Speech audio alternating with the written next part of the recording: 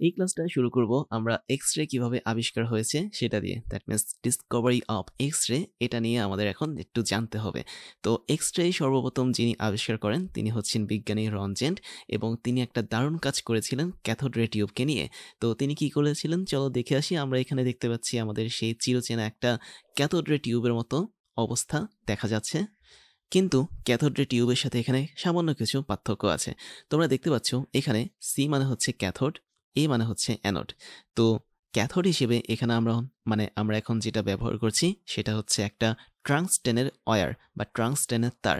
ট্রাংস্টেনের সংকেত হচ্ছে ডব্লিউ, তোমরা পর্যায় সারণী থেকে দেখে নিতে পারো। তো এই ট্রাংস্টেন আসলে অনেক ভালো একটা পরিবাহী হিসেবে কাজ করে।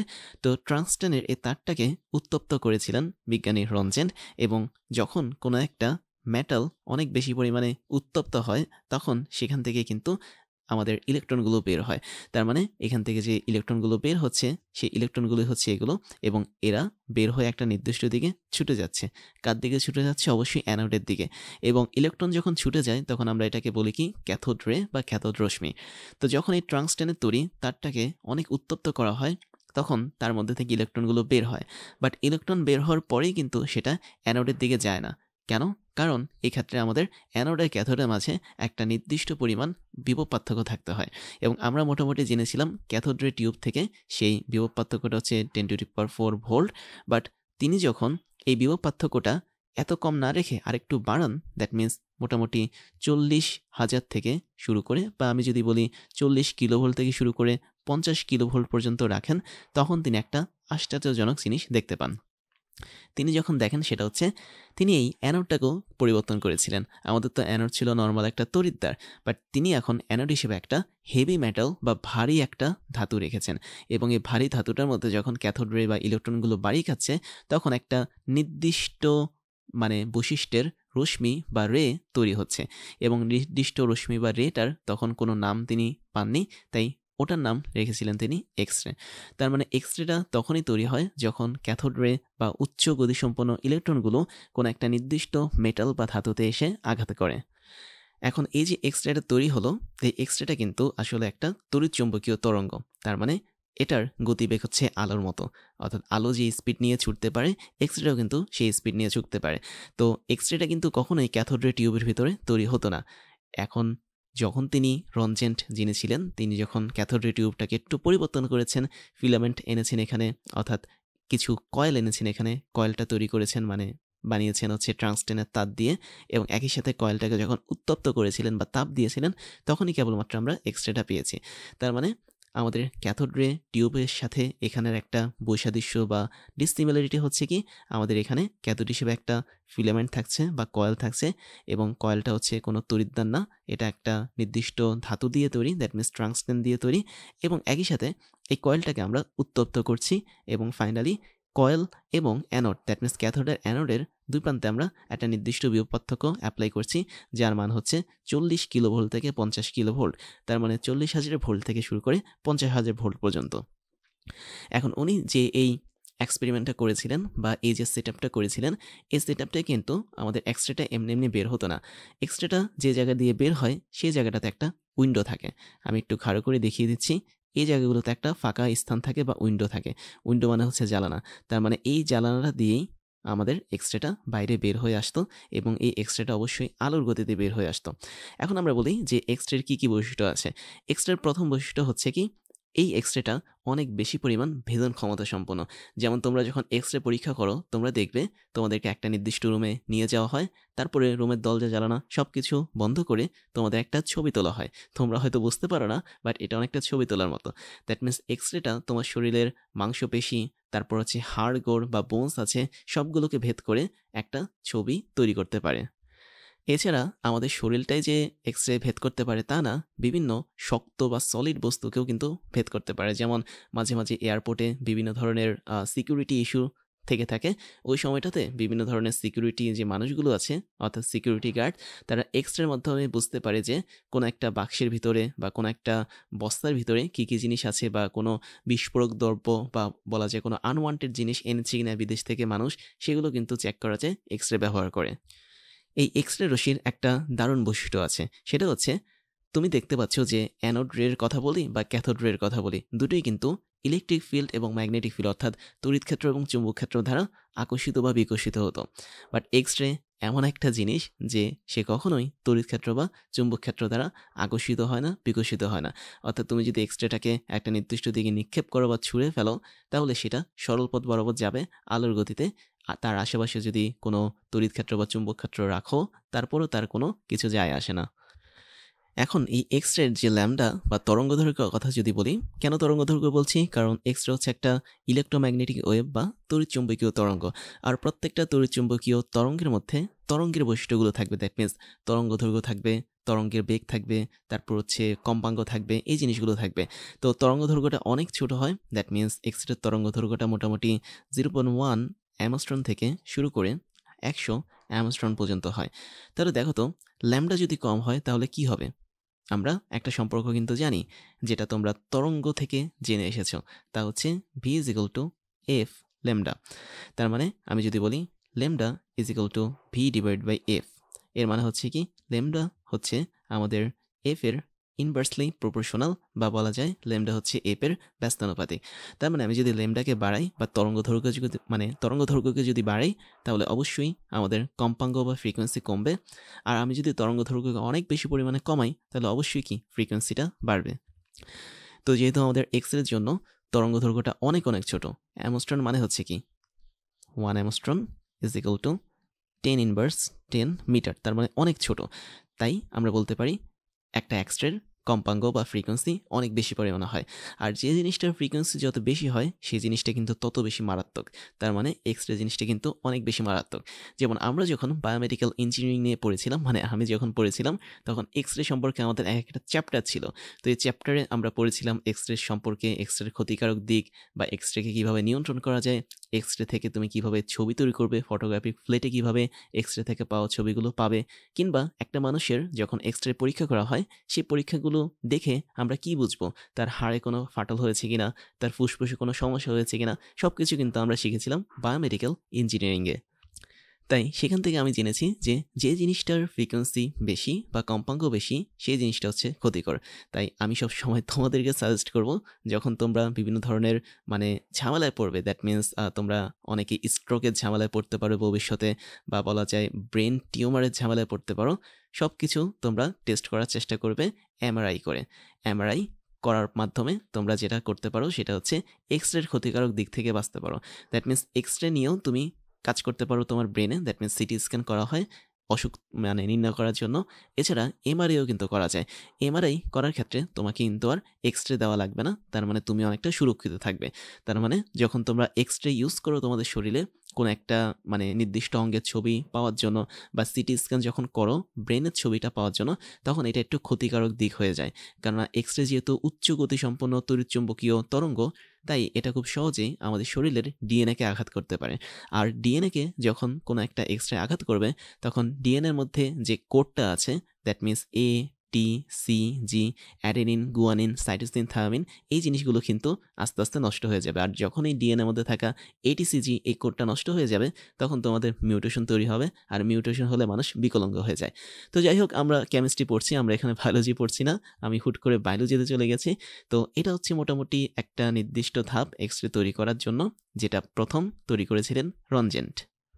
তো এবার তোমাদেরকে একটা ছোট্ট ধারণা দেব, সেটা হচ্ছে তেজস্ক্রিয়তা নিয়ে। তো আমরা কিন্তু অলরেডি উইলিয়াম রনজেন্টকে দেখেছিলাম, তিনি হচ্ছে এক্স রে তৈরি করেছিলেন। তার মানে তিনি ক্যাথোড রে টিউবে ইলেকট্রনের আঘাতের ফলে অ্যানোড থেকে একটা নির্দিষ্ট নতুন রশ্মি পেয়েছেন, যার নাম দিয়েছিলেন হচ্ছে এক্স রে। এবং আমাদের কন্ডিশনটা কী ছিল? অ্যানোড হিসেবে কোনো ইলেকট্রোড থাকবে না, সেটা থাকবে কোনো একটা ভারী ধাতু বা ভারী মেটাল। বেসিক্যালি আমরা ভারী মেটাল বলতে কপারকে বুঝে থাকি বা জিঙ্ককে বুঝে থাকি। এবং তিনি আরও একটা বিষয় লক্ষ্য করেছিলেন যে ক্যাথোড রের বাইরে থাকা ফ্লোরসেন্ট ম্যাটেরিয়ালের মধ্যে সাধারণত ওই রশ্মিটা একটা নির্দিষ্ট ক্রিয়া করতে পারে বা কিছু প্রতিক্রিয়া তৈরি করতে পারে। এখন তেজস্ক্রিয়তার ধারণাটা আসলে কেমন? এই ধারণাটা প্রথম নিয়ে এসেছে হচ্ছে হেনরি বেকেরেল। তিনি একটা নির্দিষ্ট জিনিস দেখেছেন। তিনি দেখেছিলেন যে হুট করে, এটা হচ্ছে আমাদের মিস্টার বেকেরেল, হেনরি বেকেরেল, তিনি বুড়ো হয়ে গেছেন, যাই হোক।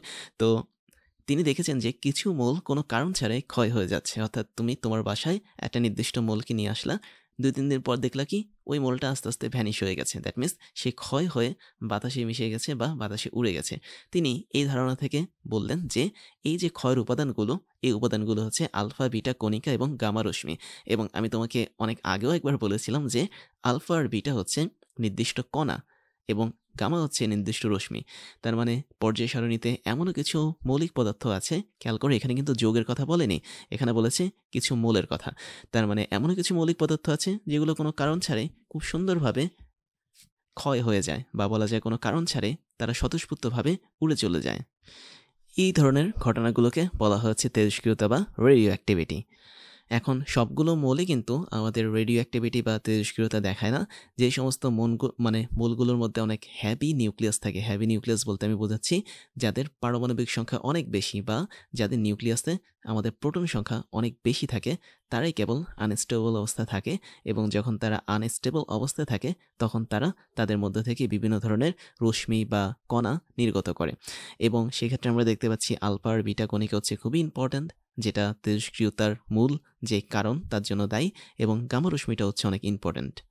আমাদের এই হেনরি বেকারেল সাহেব একদম সর্বপ্রথমে ইউরেনিয়াম লবণ নিয়ে কিছু পরীক্ষা করেন। তিনি প্রথম দেখতে পান যে ইউরেনিয়ামের লবণ বা ইউরেনিয়ামের সল্টটা নিজে নিজেই ক্ষয় হয়ে যাচ্ছে। সেখান থেকে তিনি আইডিয়াটা দেন যে হয়তো এখানে একটা ঘটনা ঘটছে, যে ঘটনার জন্য আমাদের লবণটা আস্তে আস্তে ক্ষয় হচ্ছে। তো এই ঘটনাটা আসলে তেজস্ক্রিয়তা নামে পরিচিত। তেজস্ক্রিয়তা নিয়ে পিয়েরে কুরি এবং মাদাম কুরির কথাও বলতে হবে আমাদের।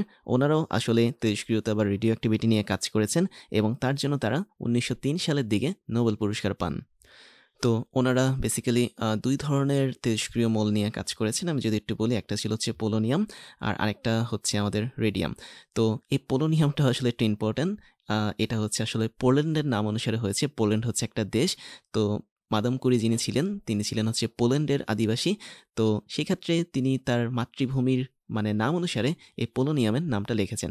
এবং এই দুটো মৌল নিয়ে গবেষণা করেই পিয়েরে কুরি এবং মাদাম কুরি, ওনারা স্বামী স্ত্রী ছিলেন, তারা নোবেল পুরস্কার পান 1903 সালে। এখন এখানে কথা হচ্ছে আমরা রাদারফোর্ডের পরমাণুর যে এক্সপেরিমেন্টটা সেটা কিভাবে আনবো। এটা করার মেইন কাহিনী হচ্ছে এই যে ভিন্ন ভিন্ন মৌল আছে পর্যায় সারণীতে, সবাই কিন্তু এই তেজস্ক্রিয়তা দেখায় না। আমি বলেছিলাম যাদের প্রোটন সংখ্যা বেশি, যাদের পরমাণুর নিউক্লিয়াসটা অনেক বেশি ভারী, তারাই কেবলমাত্র এই ধরনের তেজস্ক্রিয়তা বা আমাদের রেডিয়েশনটা দেখায়। তো রাদারফোর্ড এক্সপেরিমেন্ট করে জানার চেষ্টা করেন যে কোনো একটা মৌল যখন তেজস্ক্রিয়তা প্রাপ্ত হয় বা রেডিয়েশন ঘটায়, তখন সেই মৌল থেকে আসলে কি কি জিনিস বের হয় সেটা নিয়ে কাজ করেছেন।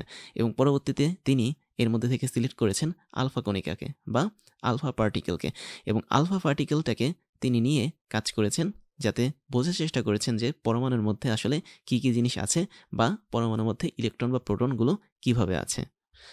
তো এবার আমরা কিছু তেজস্ক্রিয় রশ্মি এবং কণা এদের ক্ষমতাটা দেখতে পারি। যেমন আমরা দেখতে পাচ্ছি আলফা পার্টিকেল, এখানে একটা ছবি দেখতে পাচ্ছ, চিহ্ন, এটা হচ্ছে ওয়ান কাইন্ড অফ সিম্বল, এবং এটা আসলে রেডিয়েশন বা তেজস্ক্রিয়তার সিম্বল হিসেবে কাজ করে।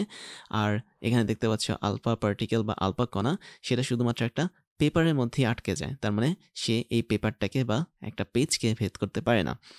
বিটা পার্টিকেল হচ্ছে আরেকটু বেশি ভেদন ক্ষমতা সম্পন্ন এবং সেটা খুব সহজেই পেপারটাকে ভেদ করতে পারছে, বাট অ্যালুমিনিয়ামের যেই প্লেট আছে বা তল আছে সেটাকে সে ভেদ করতে আর পারছে না। এক্স রে আমি বলেছিলাম উচ্চ ভেদন ক্ষমতা সম্পন্ন, এবং গামা রেটাও কিন্তু উচ্চ ভেদন ক্ষমতা সম্পন্ন। কারণ কি? কারণ তাদের এফ হচ্ছে অনেক বেশি বা ফ্রিকোয়েন্সি অনেক বেশি। এক্স রে বা গামা রে এরা যেহেতু তড়িৎচুম্বকীয় তরঙ্গ বা ইলেকট্রোম্যাগনেটিক ওয়েভ, তাই এদের মধ্যে অবশ্যই কম্পাঙ্ক থাকবে বা ফ্রিকোয়েন্সি জিনিসটা থাকবে। তো কম্পাঙ্ক আর ফ্রিকোয়েন্সি যার বেশি, আমি বলেছিলাম সেটা হচ্ছে অনেক ক্ষতিকর। তোমরা দেখতেই পাচ্ছ এখানে সে এরা দুজন হচ্ছে পেপারটাকেও ভেদ করেছে, অ্যালুমিনিয়ামের প্লেটটাকেও ভেদ করেছে।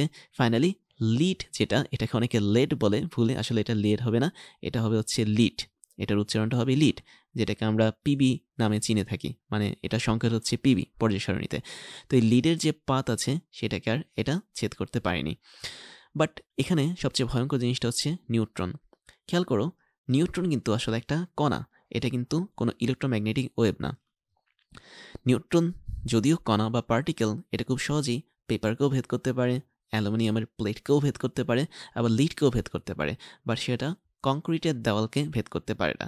তার মানে এটা একটু ভয়ঙ্কর জিনিস। আর নিউট্রনটা দেখে আমার আরেকটা জিনিস মনে পড়লো, সেটা হচ্ছে নিউট্রিনো। আমি যদি একটু লিখি নিউট্রিনো। নিউট্রিনো সম্পর্কে আমি বলেছিলাম যেটা ছিল আমাদের অস্থায়ী মূলকণিকার অন্তর্ভুক্ত পরমাণুতে। নিউট্রনই কিন্তু সব কিছু ভেদ করতে পারে।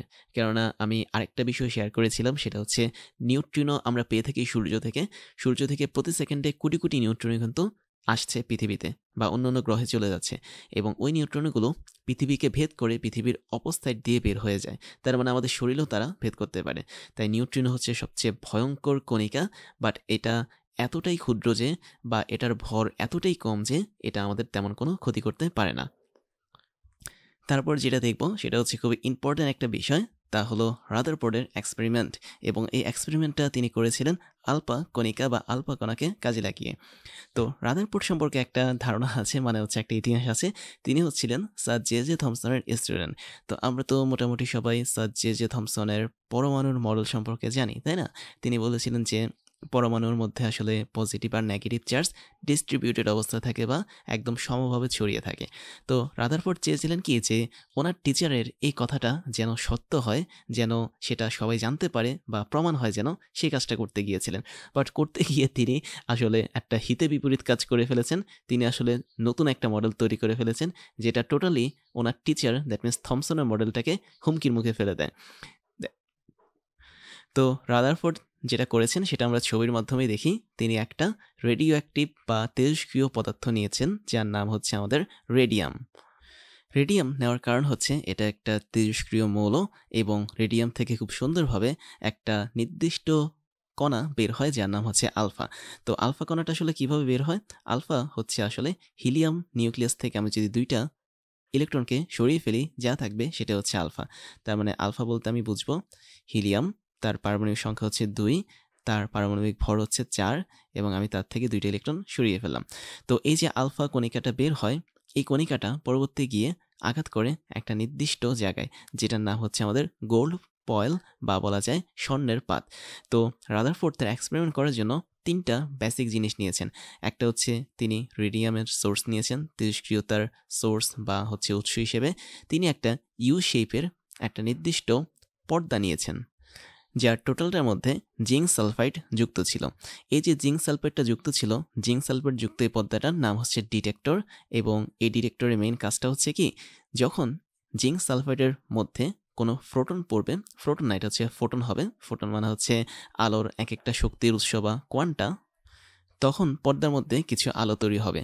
এবং এই যে এক্সপেরিমেন্টটা, এই এক্সপেরিমেন্টের মধ্যে গোল্ড বা স্বর্ণের একটা ফয়েল বা বলা যায় পাতলা একটা পর্দা ইউজ করা হয়েছে, যেটা একটা মাত্র, মানে কি বলবো, যে ইউনিট নিয়ে গঠিত ছিল। তো এখানে স্বর্ণের যে পার্টটা আমরা দেখতে পাচ্ছি, এটা ইউজ করার কিছু রিজন ছিল বা কারণ ছিল। প্রথম কারণটা ছিল এটা যে এই স্বর্ণটা বাতাসের অক্সিজেনের সাথে কোনো বিক্রিয়া করে না। যদি বিক্রিয়া করতো তাহলে সে একটা অক্সিজেনের লেয়ার বা পর্দা তৈরি করতো, যেটা আমাদের সমস্যা তৈরি করতো, তাই না? তার মানে এই গোল্ডের পয়েল বা স্বর্ণের যে পাত, এটা খুবই সূক্ষ্ম ছিল, খুবই পাতলা ছিল। এটা সাধারণত বাতাসের অক্সিজেনের সাথে কোনো লেয়ার তৈরি করে না, বিক্রিয়া করে। তারপরে স্বর্ণ, যেটার কথা বলি, তুমি যদি পর্যায় সারণীতে স্বর্ণকে যদি দেখো, স্বর্ণের সংকেত হচ্ছে AU। এর পারমাণবিক ভর কিন্তু অনেক বেশি। আর পারমাণবিক ভর আর পারমাণবিক সংখ্যা বেশি, তার মানে আমরা যদি আলফা কণিকাকে ছুঁড়ে মেরি, আলফা কিন্তু অনেক ভারী কণিকা, যেটা আমরা অলরেডি পড়েছি যে পরমাণুতে ভারী কণিকা হিসেবে থাকে ডিউটেরন এবং আলফা কণা। তো আলফা কণা যেহেতু ভারী, তার মানে যদি আমাদের স্বর্ণ না হয়ে এটা অন্য কোনো পাত হতো, তাহলে কিন্তু খুব সহজেই সেটা নষ্ট হয়ে যেত বা ড্যামেজ হয়ে যেত। আর যেহেতু স্বর্ণের পারমাণবিক সংখ্যা বেশি, পারমাণবিক ভর বেশি, তাই খুব সহজে আলফা কণা যে পরিমাণ আঘাত করে তার গায়ে, সেটা সে খুব তাড়াতাড়ি মানিয়ে নিতে পারে। আর আরেকটা বিষয় হচ্ছে স্বর্ণের বা গোল্ডের যে ফয়েল বা পর্দা, এটা আসলে খুবই পাতলা হয় এবং খুবই শক্ত হয়। তার মানে একই সাথে পাতলা হচ্ছে, একই সাথে শক্ত হচ্ছে, এই কয়েকটা কারণে আসলে রাদারফোর্ড এখানে স্বর্ণের যেই পর্দা বা গোল্ড ফয়েল সেটা ব্যবহার করেছেন। এখন রাদারফোর্ডের তো টার্গেট ছিল ওনার টিচারকে আসলে প্রমাণ করা বা ভালো প্রমাণ করা, তাই না? থমসন বলেছিলেন যে একটা পরমাণুর সমস্ত জায়গায় হচ্ছে ইলেকট্রন এবং প্রোটন, মানে ইলেকট্রন আর প্রোটন তো সেভাবে তখন ছিল না। তিনি বলেছিলেন যে পজিটিভ আর নেগেটিভ চার্জটা হচ্ছে সমভাবে, মানে বন্টিত থাকবে বা ডিস্ট্রিবিউট থাকবে। তো রাদারফোর্ড মনে করেছেন যে যেহেতু এই স্বর্ণের পার্টটা একটা টোটাল পরমাণুর মতো কাজ করছে, তাই এই টোটাল স্বর্ণের পাতের জায়গায় জায়গায় বিভিন্ন প্লাস মাইনাস সমভাবে বন্টিত থাকবে থমসনের মডেল অনুসারে। কিন্তু তিনি মনে করেছেন যে যদি আমাদের এখানে থমসনের মডেলটা সঠিক হয়, তাহলে অবশ্যই আমাদের যে আলফা রশ্মিটা যাচ্ছে একদম সরলরেখা বরাবর, এটা মিনিমাম 1 ডিগ্রি হলেও বেঁকে যাবে। তার মানে মিনিমাম 1 ডিগ্রি হলে আমাদের আলফা কণিকাটা বেঁকে যাবে। কেন বাঁকবে? কারণ আলফা কণাটা তোমরা দেখতে পাচ্ছ পজিটিভ চার্জযুক্ত, আর পরমাণুর মধ্যে সব জায়গায় যদি পজিটিভ চার্জ ডিস্ট্রিবিউট অবস্থায় থাকে নেগেটিভ চার্জের সাথে, তাহলে অবশ্যই সেই পজিটিভ চার্জের সাথেই কিন্তু আমাদের আলফা কণিকাটা একটা বিকর্ষণ তৈরি করবে, ফাইনালি সে তার পথটাকে কিন্তু বাঁকিয়ে ফেলবে। এটা ছিল আমাদের মোটামুটি রাদারফোর্ডের এক্সপেরিমেন্টের মেন ধারণা, কিন্তু ওনার ধারণাটা টোটালি চেঞ্জ করে দেয় এই এক্সপেরিমেন্টটা। এই এক্সপেরিমেন্টের ফলস্বরূপ যেটা হয় সেটা হচ্ছে অনেকটা এই ঘটনা। আমরা যদি এই জিনিসগুলো একটু মুছে দিই, তাহলে তোমরা দেখতে পাচ্ছ যে আমাদের রেডিয়াম থেকে যে আলফা কণিকাটা বের হয়ে আসছে সেটা কিন্তু সরল পথে যাচ্ছে, তাই না? এবং এই আলফা কণিকাটা যে শুধুমাত্র একটা নির্দিষ্ট বিন্দুতে যে হিট করছে সেটা কিন্তু না। আমাদের স্বর্ণের পাতের প্রত্যেকটা জায়গাতে কিন্তু এই আলফা কণাটা হিট করছিল। হিট মানে হচ্ছে আঘাত করছিল। এই আঘাত করার পর দেখা যাচ্ছে যে বেশিরভাগ আলফা কণিকা খুব সহজেই স্বর্ণের এই পাত ভেদ করে সরাসরি অপর প্রান্তে চলে যাচ্ছে। তোমরা দেখতে পাচ্ছ এখানে এই পজিশনের কথা যদি বলি, এখানে এ দেওয়া আছে। এই পজিশনটা হচ্ছে কি এমন একটা পজিশন যেখানে তোমরা দেখতে পাচ্ছ অলরেডি আলফা কণিকাটা সামান্য কিছু পরিমাণ বেঁকে তারপর গেছে। এবং আমি যদি এই জায়গাটা তোমাদেরকে মার্ক করে দেখাই, তাহলে দেখতে পাবে ঠিক এই জায়গাটাতে বেশিরভাগ আলফা কণিকা একদম সরল পথ বরাবর চলে এসেছে। আলফা কণিকা কেন সরল পথ বরাবর আসবে? এটার একটা অবশ্যই রিজন থাকার কথা, তাই না? কেননা থমসন বলেছিলেন যে টোটাল স্বর্ণপাতের মধ্যে আমাদের বিভিন্ন ধরনের পজিটিভ এবং নেগেটিভ চার্জ ছড়িয়ে আছে। তো পজিটিভ চার্জগুলো যদি এভাবে ছড়িয়ে ছিটিয়ে থাকতোই, তখন আমাদের আলফা কণিকাটাও যেহেতু পজিটিভ ছিল, তার সাথে কিন্তু এই পজিটিভ চার্জের একটা বাকবিতণ্ডা বাধত, বা বলা যায় পজিটিভ একে অপরকে বিকর্ষণ করত। যেটা বলেছিলাম যে মিনিমাম আমাদের আলফা যে কণিকা সেটার অ্যাঙ্গেল 1 ডিগ্রি হলেও বাঁকত। বাট এখানে রাদারফোর্ড যেটা দেখলেন সেটা হচ্ছে এই জায়গাটাতে আলফা কণিকা মোটেও বাঁকেনি। তার মানে 1 ডিগ্রি কেন, একদম কোনো পরিমাণে কোনো বাঁক নেয়নি, এসে সরাসরি পেছনের দেয়ালে গিয়ে আঘাত করেছে। আর যখনই এরকম পেছনের দেওয়ালে বা ডিটেক্টরে গিয়ে আঘাত করেছে, তখনই জিঙ্ক সালফাইডের সাথে আমাদের আলফা কণিকার একটা রিয়াকশন তৈরি হয়েছে। সেই রিয়াকশনের ফলে এখানে হলুদ বর্ণের কিছু আলো দেখতে পাচ্ছ তোমরা, এরকম আলো তৈরি হয়েছে। এখন এই আলোটা যে আসলে সত্যিকার অর্থে হলুদ বর্ণের হবে কিনা সেটা ক্লিয়ার করে বলা যায় না, বাট এটা বলা যায় যে অবশ্যই এখানে কিছু আলো তৈরি হবে। তার মানে থমসনের পরমাণু মডেলটা একটা ঝামেলায় তৈরি করলো, কেননা থমসনের পরমাণু মডেল অনুসারে টোটাল পরমাণু সব জায়গায় পজিটিভ চার্জ থাকার কথা। বাট এখানে তোমরা দেখতেই পাচ্ছ আলফা কণিকার বেশিরভাগ কণিকাগুলোই আসলে সরল পথ বরাবর যাচ্ছে। তার মানে পরমাণু সব জায়গায় আসলে পজিটিভ চার্জ থাকতে পারে না। তো এটাকে আমি যদি একটু ছবির মাধ্যমে দেখাই, তোমরা প্রথম মডেলটা দেখতে পাচ্ছ, এটা হচ্ছে থমসনের মডেল। থমসনের মডেল অনুসারে যেহেতু পরমাণুর সমস্ত জায়গায় পজিটিভ চার্জ ছড়িয়ে ছিটিয়ে আছে, সমভাবে ছড়িয়ে ছিটিয়ে আছে, তার মানে আমি যদি একটা আলফা কণিকা ছুঁড়ে মারি, তখন সেই আলফা কণিকাটা খুব সহজেই পরমাণুর বিভিন্ন জায়গায় থাকা ছড়িয়ে ছিটিয়ে ইলেকট্রনের মধ্যে দিয়ে পাস করে চলে যাবে। আর ইলেকট্রন যেহেতু নেগেটিভ চার্জযুক্ত, তাই এটা আসলে আলফা কণিকাকে আকর্ষণ করবে, বিকর্ষণ করবে না। কিন্তু থমসনের এই পরমাণু মডেলটা ঝামেলায় ফেলেছে রাদারফোর্ডের এই এক্সপেরিমেন্টটা। রাদারফোর্ডের এক্সপেরিমেন্ট মতে রাদারফোর্ড দেখতে পাচ্ছেন পরমাণুর বেশিরভাগ জায়গাটাতে আলফা কণিকা সরাসরি পরমাণুর অংশগুলোকে ভেদ করে যাচ্ছে। দ্যাট মিন্স গোল্ড ফয়েল বা বলা যায় স্বর্ণের যে পার্টটা ছিল সেটাকে ভেদ করে যাচ্ছে। খুব কম সংখ্যক, দ্যাট মিন্স আমি যদি হিসাবটা বলি, প্রতি 20,000-এ মাত্র একটা আলফা কণিকা ঠিক অপোজিট দিকে ফিরে আসছে। তোমরা এখানে সি পজিশনটা দেখতে পারো। সি পজিশনে দেখতে পাচ্ছ আলফা কণিকা এই জায়গাটাতে আমাদের বাড়ি খেয়ে ঠিক পেছনে চলে আসছে। তো এটা হচ্ছে প্রতি 20,000-এ একটা ঘটনা। আর বাকি কিছু বিচ্ছিন্ন ঘটনা আছে, যেমন তুমি বি পয়েন্ট দেখতে পারো, সেখানে আলফা কণিকাগুলো হালকা বেঁকে গেছে। তার মানে তুমি যদি এই আলফা কণিকার দিকে তাকাও, তাহলে দেখতে পাচ্ছ এটা প্রথমে গেল, যাওয়ার পর কেন্দ্রের কাছে গিয়ে সে হালকা একটু বেঁকে গেল, বেঁকে এই পথ বরাবর সে চলে গেল। তার মানে অবশ্যই পরমাণুর কেন্দ্রে এমন কিছু একটা জিনিস আছে যেটা আমাদের আলফা কণিকাটাকে একদম পরমাণুর কেন্দ্র বরাবর যেতে দিচ্ছে না। আর কোন সময়টাতে আলফা কণিকা এরকম ঝামেলা ফেলবে, যখন সে তার সমধর্মী কোনো একটা জিনিসকে পাবে। তার মানে পরমাণুর কেন্দ্রের দিকে অবশ্যই আলফা কণিকার মতো একটা সমধর্মী কিছু আছে, এবং সেটা অনেক ভারীও বটে, যার ফলে আলফা কণিকাটা সরাসরি প্রতি 20,000-এ একটা করে পেছনে চলে যাচ্ছে। তার মানে আমি বলতে পারি, যত আমি আলফা কণিকাটাকে আমাদের গোল্ড পয়েল বা স্বর্ণের পাতের মাঝামাঝি জায়গাটাতে নিয়ে আসবো, ততই আলফা কণিকাটা বিক্ষেপ হতে থাকবে বা তার বিচ্যুতি বা ডেভিয়েশন হতে থাকবে, তার মানে তার অ্যাঙ্গেলটা বাড়তে থাকবে। তো এই সমস্ত ধারণাটাই তৈরি করেছিল রাদারফোর্ডের এক্সপেরিমেন্টের পর। আর আরেকটা বিষয় হচ্ছে, আমাদের আলফা কণিকাটা কিন্তু খুবই উচ্চ গতিসম্পন্ন মানে কণিকা। এটার গতি মোটামুটি 1600 কিলোমিটার পার সেকেন্ড, অথবা কোনো কোনো জায়গায় আমি দেখেছি 1 × 10⁻⁷ মিটার পার সেকেন্ড হয়ে থাকে। তো এবার এটা আরেকটা জিনিস দেখি, সেটা হচ্ছে আমরা একটু ছবির মাধ্যমে দেখি। খেয়াল করে দেখতে পাচ্ছ আলফা পার্টিকেল বা আলফা কণিকাটা একটা গোল্ড পয়েল বা স্বর্ণের পাতের মাঝামাঝি জায়গায় যখন যাওয়ার চেষ্টা করছে, তখন সেটা একটু বিকশিত হয়ে পথ বাঁকিয়ে একটা নির্দিষ্ট জায়গায় চলে যাচ্ছে। তার মানে আমাদের পরমাণুর মাঝখানে অবশ্যই কিছু একটা আছে যেটার ধর্ম আসলে আলফা কণিকার মতো। আবার দ্বিতীয় ছবিতে দেখতে পাচ্ছ আলফা কণিকাটা কিন্তু পরমাণুর মধ্যস্থল বাদে একটু উপরের দিকে যাওয়ার চেষ্টা করছে, এবং সেই মুহূর্তে সে কিন্তু একদম সহজ, একদম সরল পথ দিয়ে যাচ্ছে। তার মানে পরমাণুর ভেতরের মধ্যে সব জায়গায় কিন্তু পজিটিভ চার্জ থাকছে না থমসনের পরমাণু মডেল অনুসারে। যদি থাকতো তাহলে এই আলফা কণিকাটা অবশ্যই কোনো না কোনো পরিমাণ বাঁকত, বা বলা যায় মিনিমাম হলেও 1 ডিগ্রি বেঁকে যেত। বাট যেহেতু সেটা স্ট্রেট লাইন বা সরলরেখা বরাবর যাচ্ছে, তার মানে এটা বোঝা যায় পরমাণুর ভেতরের এই জায়গাটা আসলে ফাঁকা, এখানে কোনো পজিটিভ চার্জ নেই। থার্ড যে আলফা কণিকা, সেটাও সেম কাহিনী করলো। যখন সে কেন্দ্রের কাছাকাছি যাওয়ার চেষ্টা করলো, তখনই তাকে বিকর্ষণ করে আরেক দিকে পাঠিয়ে দিল, এবং প্রতি 20,000-এ একটা আলফা কণিকাটা হচ্ছে আমাদের এটা। খেয়াল করো, যখন এই আলফা কণিকাটা একদম রেডিয়াম থেকে শুরু করে, দ্যাট মিনস রেডিয়াম থেকে তো আমাদের আলফা কণিকাটা উৎপত্তি লাভ করে তেজস্ক্রিয়তার মাধ্যমে। তো রেডিয়াম থেকে যাওয়ার পর সরাসরি সে কেন্দ্র বরাবর চলে গেছে। কেন্দ্রে যাওয়ার পর সে টোটালি ধাক্কা খেয়ে পেছনে বেঁকে চলে আসছে। তার মানে এটা হচ্ছে প্রতি 20,000-এ একটা আলফা কণিকা যারা এই আচরণটা দেখায়। এবং ফাইনালি আরও কিছু আলফা কণিকা দেখতে পাচ্ছ, যাদেরকে আমি কেন্দ্র থেকে দূরবর্তী স্থানে ফ্লো করিয়েছি বা ছুড়ে দিয়েছি, তারা খুব সহজেই কিন্তু স্ট্রেট লাইন বা সরলরেখা বরাবর গেছে। তার মানে আমাদের এটা হচ্ছে অ্যাকচুয়াল ছবি থমসনের পরমাণু মডেল অনুসারে। আমরা যদি বলি তাহলে সেটা হবে আলফা কণিকা সবসময় পরমাণুকে ভেদ করে চলে যাবে। বাট রাদারফোর্ড যখন এক্সপেরিমেন্টটা করে ওনার টিচারকে সাহায্য করার জন্য, ওনার টিচার থমসনকে প্রমাণ করানোর জন্য, তখন উল্টো হয়ে গেল কি, তিনি একটা নতুন জিনিস আবিষ্কার করলেন এবং ওনার নতুন একটা পরমাণুর মডেল তৈরি হলো।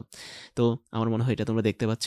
এটা হচ্ছে আমাদের সেই কেসটা, যেটা হচ্ছে প্রতি 20,000-এ একটা ঘটে। দ্যাট মিনস কেন্দ্র বরাবর গেল আলফা কণিকাটা, পরবর্তীতে সেটা আবার ব্যাক করলো একদম বিপরীত দিকে। তো এবার এই জিনিসটা একটু অ্যানিমেশনের মাধ্যমে দেখে ফেলি। তোমরা দেখতে পাচ্ছ এটা হচ্ছে আমাদের সেই রেডিয়াম। আচ্ছা, আমি একটু কালারটা চেঞ্জ করি, তা না হলে দেখা যাবে না। তো এটা হচ্ছে আমাদের রেডিয়ামের সোর্স। রেডিয়ামের সোর্স থেকে খুব সুন্দরভাবে নির্দিষ্ট পরিমাণ আলফা কণিকা চলে আসছে আমাদের একটা ছিদ্র পথে। তো এটা হচ্ছে আমাদের সেই গোল্ড পয়েল, দ্যাট মিনস স্বর্ণের পাত।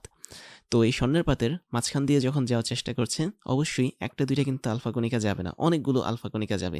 তো এই আলফা কণিকাগুলো যখন একটা নির্দিষ্ট জায়গায় পড়ছে, তার মধ্যে থেকে কিছু কিছু আলফা কণিকা একদম সরাসরি আমাদের বিপরীত দিকে চলে আসছে। যেমন আমি যদি এখানে মার্ক করে রাখি, তোমরা দেখবে এই দুটো জায়গায়, আচ্ছা এখানে না, এই দুটো জায়গায় তোমরা দেখতে পাচ্ছ যে আলো দেখা যাচ্ছে। তার মানে এই প্লেটটা হচ্ছে আমাদের জিঙ্ক সালফাইডের প্রলেপযুক্ত একটা পর্দা বা প্লেট, যেটাকে ডিটেক্টর বলা হয়। এবং প্রতি 20,000-এ একটা করে আলফা কণিকা পেছনে ফিরে আসে বলেই আমাদের এই টিক চিহ্ন দেওয়া এই দুইটা জায়গায় আমরা আলো দেখতে পাচ্ছি। দ্যাট মিনস আমি এখানে স্টার দিয়ে দিলাম। তোমরা যদি একটু লক্ষ্য করো তাহলে দেখবে এই দুইটা জায়গায় কিন্তু আমাদের প্রতিপ্রভা বা আলো দেখা যাচ্ছে। তার মানে আলফা কণিকাটা এই দুটো জায়গায় হিট করছে বলেই আমাদের এই আলোটা তৈরি হয়েছে। কিছু কিছু আলফা কণিকা আছে যারা আসলে কিছুটা পরিমাণ অ্যাঙ্গেল বা পথ বাঁকে, তাদেরকে আমি মার্ক করে দিই। আমি মনে হয় একটু ভিন্ন কালার ইউজ করি, তাহলে বুঝতে সুবিধা হবে। খেয়াল করো, এখানে একটা আলো দেখা যাচ্ছে, তারপরে এখানে আরেকটা আলো দেখা যাচ্ছে। তার মানে এই যে এই দুইটা জায়গায় আমি আলো দেখতে পাচ্ছি, স্টার দেওয়া চিহ্ন, এই দুইটা জায়গা হচ্ছে সেই কেস যখন আলফা কণিকাটা কেন্দ্রের খুব কাছাকাছি যাওয়ার চেষ্টা করছে, বাট কেন্দ্রের মধ্যে গিয়ে সে ধাক্কা খেয়ে একটা নির্দিষ্ট পথ বেঁকে ফেলেছে। তার মানে আমাদের আলফা কণিকাটা পথ বেঁকে এই জায়গা থেকে এই জায়গায় চলে গেছে, আর কিছু কণিকা পথ বেঁকে এই জায়গা থেকে এই জায়গায় চলে গেছে। তো এটা হচ্ছে আমাদের এক নির্দিষ্ট কেস, এবং কিছু সংখ্যক আলফা কণিকা এই কাজটা করে থাকে। এবং মোস্ট অফ দ্য আলফা কণিকা বা সবচেয়ে বেশি আলফা কণিকা যে কাজটা করে থাকে সেটা হচ্ছে এই জায়গাটা। আমি যদি এটাকে মার্ক করি, খেয়াল করো একদম পেছনের এই জায়গাটা, এখানে দেখতে পাচ্ছ অনেক উজ্জ্বল আলো দেখা যাচ্ছে। তো উজ্জ্বল আলো দেখা যাওয়া মানে হচ্ছে কি, এখানে বেশি পরিমাণ আলফা কণিকা চলে আসছে। তার মানে আমি বলতে পারি তোমরা যে সমস্ত জায়গায় উজ্জ্বল আলো দেখতে পাচ্ছ এখানে, তার মধ্যে এই জায়গাটাই হচ্ছে অন্যতম, দ্যাট মিনস এই জায়গাটা। এবং এখানে উজ্জ্বল আলো আসার মেইন কারণটা হচ্ছে কি, বেশি সংখ্যক আলফা কণিকা এই জায়গাটাতে হিট করছে, এবং এটা এমন একটা জায়গা যেটা সরাসরি আমাদের রেডিয়াম যে সোর্সটা আছে সেই সোর্সের বিপরীত জায়গাটা। তাহলে আমি বলতে পারি না যে আলফা কণিকাটা আসলে এই লাইন বরাবর সরলরেখা হিসেবে এসেছে। তাহলে সরলরেখা বরাবর আমরা সবচেয়ে বেশি আলফা কণিকাকে পাবো যখন আমি রেডিয়াম সোর্স থেকে কোনো একটা গোল্ড পয়েলের মধ্যে দিয়ে আলফা কণিকাগুলোকে পাস করব। তারপরে ইম্পর্টেন্ট ফ্যাক্ট আছে, সেটা হচ্ছে, চলো একটু দেখে নিই আমরা এখানে কি কি জিনিস পর্যবেক্ষণ করলাম, এটা একটু জানতে হবে। আমরা প্রথমে পর্যবেক্ষণ করলাম কি 92 থেকে 95% আলফা কণিকা সম্পূর্ণ গোল্ড পয়েল বা বলা যায় স্বর্ণের পাটটাকে ভেদ করতে পারে। এখন যেই গোল্ডের পার্টটা বা স্বর্ণের প্লেটটাকে যে ভেদ করেছে তার কিন্তু একটা নির্দিষ্ট কি বলবো পুরুত্ব আছে, বা বলা যায় নির্দিষ্ট ভেদ আছে। তো এর পুরুত্বটা হচ্ছে কি, আমি যদি গোল্ড প্লেটের কথা বলি, গোল্ড প্লেটটা এতটাই সূক্ষ্ম যেটা কল্পনা করার মতো না। তো এর পুরুত্বটা হচ্ছে অনেকটা এরকম 4 × 10³ ন্যানোমিটার। তাহলে এত সূক্ষ্ম একটা গোল্ড প্লেট নিয়ে যখন এক্সপেরিমেন্টটা করা হয়েছে, তার মানে এই গোল্ড প্লেটটাই কিন্তু একটা পরমাণুকে রিপ্রেজেন্ট করে। আর এখানে আরেকটা বিষয় তোমাদেরকে আগের অ্যানিমেশনে দেখিয়ে নিই, সেটা হচ্ছে তোমরা যে এখানে রেডিয়ামটাকে রেখেছো, তোমরা তো আর রাখোনি, এটা রেখেছিল হচ্ছে রাদারফোর্ড। এই রেডিয়ামটা কিন্তু ভিতরে এই জায়গাটাতে বসে আছে, এবং রেডিয়ামের বাইরের দিকে যেই বক্সটা দেখতে পাচ্ছ তোমরা নীল কালারের, এটা হচ্ছে লিডের বক্স। তার মানে লিড বা সীসা দিয়ে আমরা টোটাল রেডিয়ামটাকে ঢেকে রেখেছি, যাতে রেডিয়ামটা অন্য কোনো দিকে আলফা কণিকাকে বিচ্যুত না করে। কেননা আলফা কণিকা হচ্ছে একটা তেজস্ক্রিয় মৌল, মানে তেজস্ক্রিয় তো মৌল না, এটা হচ্ছে একটা তেজস্ক্রিয় কণিকা বা রেডিও অ্যাক্টিভ পার্টিকেল। তো সেটা ক্ষতি তৈরি করতে পারে আশেপাশে যদি ছড়িয়ে যায়, সেজন্য এটাকে লিড দিয়ে আবৃত করে রাখা হয়, কেবল একটা সাইড খোলা রাখা হয়। তোমরা দেখতে পাচ্ছ এই সাইডটা হচ্ছে খোলা, তো এখান দিয়ে খুব সহজেই আমাদের আলফা পার্টিকেলগুলো চলে আসছে। তো আমরা পরবর্তী স্লাইডটা দেখি। আমরা প্রথম পর্যবেক্ষণ করলাম 92 থেকে 95% আলফা কণিকা সম্পূর্ণ গোল্ড প্লেট ভেদ করতে পারে, আর গোল্ড প্লেট বা গোল্ড পয়েল যেটাই বলি না কেন, সেটার পুরুত্ব হচ্ছে 4 × 10³ ন্যানোমিটার। তারপরে আমরা দেখতে পাচ্ছি কিছু কণা আছে যেগুলো হচ্ছে নির্দিষ্ট পথ বেঁকে যায়। তার মানে আমরা সবগুলো আলফা কণিকাকে কিন্তু এমন পাবো না, কয়েকটা আলফা কণিকাকে পাবো তারা হচ্ছে কেন্দ্রের কাছাকাছি গেলে তাদের পথটা বাঁকিয়ে ফেলে। কিছু কণা আছে তারা বড় কোণে পথ বাঁকায়, দ্যাট মিনস একদম পেছনে চলে আসে। পেছনে চলে আসে মানে কি, সামনে গেল, কেন্দ্রে বাধাকে পেছনে ব্যাক করলো, মানে ইউ টার্ন করলো অনেকটা, সামনে গিয়ে পেছনে চলে আসলো। তো এটা হচ্ছে কত বলেছিলাম, প্রতি 20,000-এ মাত্র একটা আলফা কণা এই আচরণটা দেখায়। এখন আরেকটা কথা আছে, এখানে ঋণাত্মক আধানযুক্ত একটা বিষয় পর্যবেক্ষণ করা হয়েছে। সেটা হচ্ছে কি, পরমাণুর অধিকাংশ স্থান আসলে ঋণাত্মক চার্জযুক্ত হওয়ার কথা। তা যদি না হতো তাহলে আলফা কণিকাগুলো কিন্তু পথ বাঁকিয়ে ফেলতো, বা আলফা কণিকাগুলো কিন্তু বাধা খেত। তুমি নিজেই খেয়াল করো, আলফা কণিকা মানে কি, মানে হচ্ছে হিলিয়ামের পজিটিভ চার্জ, তাই না? হিলিয়াম থেকে আমি 2টা ইলেকট্রন সরিয়ে ফেললাম। তো এখন পজিটিভ চার্জ কিন্তু অল টাইম ইলেকট্রনকে আকর্ষণ করবে, এটাই স্বাভাবিক। তার মানে যদি আমি বলি যে গোল্ড ফয়েল বা কোনো একটা পরমাণুতে সব জায়গায় যদি ইলেকট্রন না থাকে, তাহলে সব জায়গা দিয়ে কিন্তু আলফা কণিকাটা সহজেই পাস করতে পারবে না বা ছুটে আসতে পারবে না। তাহলে আলফা কণিকাগুলো যেহেতু পরমাণুর প্রত্যেকটা জায়গা দিয়ে ফ্লো হতে পেরেছে বা ছেদ করতে পেরেছে, তার মানে ওই সমস্ত জায়গা অবশ্যই ঋণাত্মক আধান বা নেগেটিভ চার্জযুক্ত হবে, কখনোই পজিটিভ চার্জযুক্ত হতে পারবে না। যদি হতো তাহলে ওই জায়গাটাতে আলফা কণিকা তার পথটা বাঁকিয়ে ফেলতো। আরেকটা বিষয় হচ্ছে কি, অ্যালুমিনিয়ামের শীট ভেদ করা নিয়ে। যেহেতু আমরা জানি আলফা কণিকা হচ্ছে অনেকটা ভারী কণিকা এবং এটা একটা পেপারকে পর্যন্ত ভেদ করতে পারে না, তাই এটা কিন্তু ইলেকট্রন মানে অ্যালুমিনিয়ামের শীটকেও কিন্তু ভেদ করতে পারবে না। বাট এটা যেহেতু স্বর্ণের প্লেটকে ভেদ করতে পারছে, তার মানে স্বর্ণের প্লেটটা অবশ্যই একটা পরমাণুর বৈশিষ্ট্যকে ক্যারি করে। তাহলে গোল্ড ফয়েল বা স্বর্ণের যেই পার্টটা ছিল, বা যদি আমি এখানে লিখি গোল্ডের যে পার্টটা ছিল, এটা অবশ্যই একটা পরমাণুকে কিন্তু ইন্ডিকেট করবে, কেননা আলফা কণিকা কিন্তু একদম লোয়ার লেভেলের পেজকেও ভেদ করতে পারে না, অ্যালুমিনিয়ামের শীটকেও কিন্তু ভেদ করতে পারে না, আর গোল্ড পাতকে কিন্তু সহজেই ভেদ করতে পারে। তাই আমরা পরমাণুর সাথে গোল্ড পাতের একটা সম্পর্ক তৈরি করতে পারি, অর্থাৎ গোল্ড পাত বা গোল্ড পয়েল যেমন কাজ করবে, পরমাণু কিন্তু ঠিক একই রকম কাজ করবে। তারপর হচ্ছে ফটোগ্রাফিক প্লেটের কথা তোমরা দেখেছো। ফটোগ্রাফিক প্লেট মানে হচ্ছে কি, জিঙ্ক সালফাইডের প্রলেপ দেওয়া প্লেট, যেটাকে আমরা ইউ আকৃতিতে রেখেছি, এবং যখনই আলফা কণিকা আমাদের এই ফটোগ্রাফি প্লেটের মধ্যে পড়বে, তখন সেখানে একটা আলো তৈরি করবে এবং ওই আলো দেখে আমরা বুঝতে পারবো যে কোন জায়গাটাতে কয়টা করে বা কতটুকু পরিমাণে আলফা পার্টিকেল বা আলফা কণা পড়েছে। এখন এই যে পর্যবেক্ষণগুলো দেখেছি আমরা রাদারফোর্ডের এক্সপেরিমেন্ট থেকে, এগুলোর কিছু সিদ্ধান্ত নেওয়া হয়েছে তখনকার সময় রাদারফোর্ডের মাধ্যমে। প্রথম সিদ্ধান্তটা হচ্ছে কি, পরমাণুর অধিকাংশ স্থান ফাঁকা। যদি ফাঁকা না হতো তাহলে কিন্তু আলফা কণিকাগুলো ধাক্কা খেত এবং সেগুলো কিন্তু সোজা পথে চলতে পারতো না। আমরা দেখেছি majority of the alpha particle, বা বলা যায় সবচেয়ে বেশি সংখ্যক আলফা পার্টিকেল কিন্তু সরলরেখা বরাবর ফ্লো হয়েছে বা চলেছে পরমাণুর মধ্যে দিয়ে। তার মানে পরমাণুর অধিকাংশ স্থান কিন্তু ফাঁকাই থাকছে। তারপরে তিনি আরেকটা সিদ্ধান্ত নিয়েছেন, সেটা হচ্ছে পরমাণুর যখন মানে আলফা পার্টিকেলটা বা আলফা কণাটা যখন কেন্দ্র দিয়ে যাওয়ার চেষ্টা করেছে, তখন সেটা কিন্তু ধাক্কা খেয়েছে, তাই না? আমরা দেখেছি যে প্রতি 20,000-এ একটা ফিরে এসেছিল, এবং কেন্দ্রের কাছাকাছি যখন যাওয়ার চেষ্টা করেছে তখন আবার বিকশিত হয়েছে বা ধাক্কা খেয়ে তার পথটা বাঁকিয়ে ফেলেছে আলফা পার্টিকেল বা আলফা কণা। তার মানে একটা পরমাণুর সমস্ত ভর কিন্তু আমরা বলতে পারি জাস্ট কেন্দ্রের মধ্যে থাকছে। এবং এখান থেকে কিন্তু পরমাণুর কেন্দ্রের যে ধারণাটা বা নিউক্লিয়াসের যে ধারণাটা সেটা এসেছে। একটা জিনিস চিন্তা করো, আমি যদি এই আলফা পার্টিকেলের কথা বলি বা আলফা কণার কথা যদি বলি, এই আলফা কণার কিন্তু অনেক ভারী, তাই না? একটা ট্রাক কিন্তু অনেক ভারী হয়, একটা বাসও কিন্তু অনেক ভারী হয়। এখন তুমি যদি একটা দেয়াল তৈরি করো, সেই দেয়ালটা যদি নর্মালি কংক্রিটের দেওয়াল হয়, তাহলে আলফা পার্টিকেল হিসেবে যদি ট্রাকটা যায় সে দেয়ালের উপর দিয়ে, দেয়ালটাকে সে কিন্তু ভেঙে ফেলবে। আর হয়তো দেয়ালটা ভেঙে ফেলার পর ট্রাকের তোমার গতিপথটা একটু পরিবর্তন হতে পারে। বাট তুমি যদি দেয়ালটাকে গ্রানাইট পাথর দিয়ে তৈরি করো, অনেক শক্ত পাথর, তাহলে ট্রাকটা কিন্তু আর সেখানে যেতে পারবে না, ট্রাকটা ধাক্কা খেয়ে ফিরে আসবে। তার মানে পরমাণুর কেন্দ্রের মধ্যে অবশ্যই খুব ভারী কিছু একটা আছে, যেখানে গিয়ে আমাদের এই ভারী আলফা কণিকাটাও ঝামেলায় পড়ে।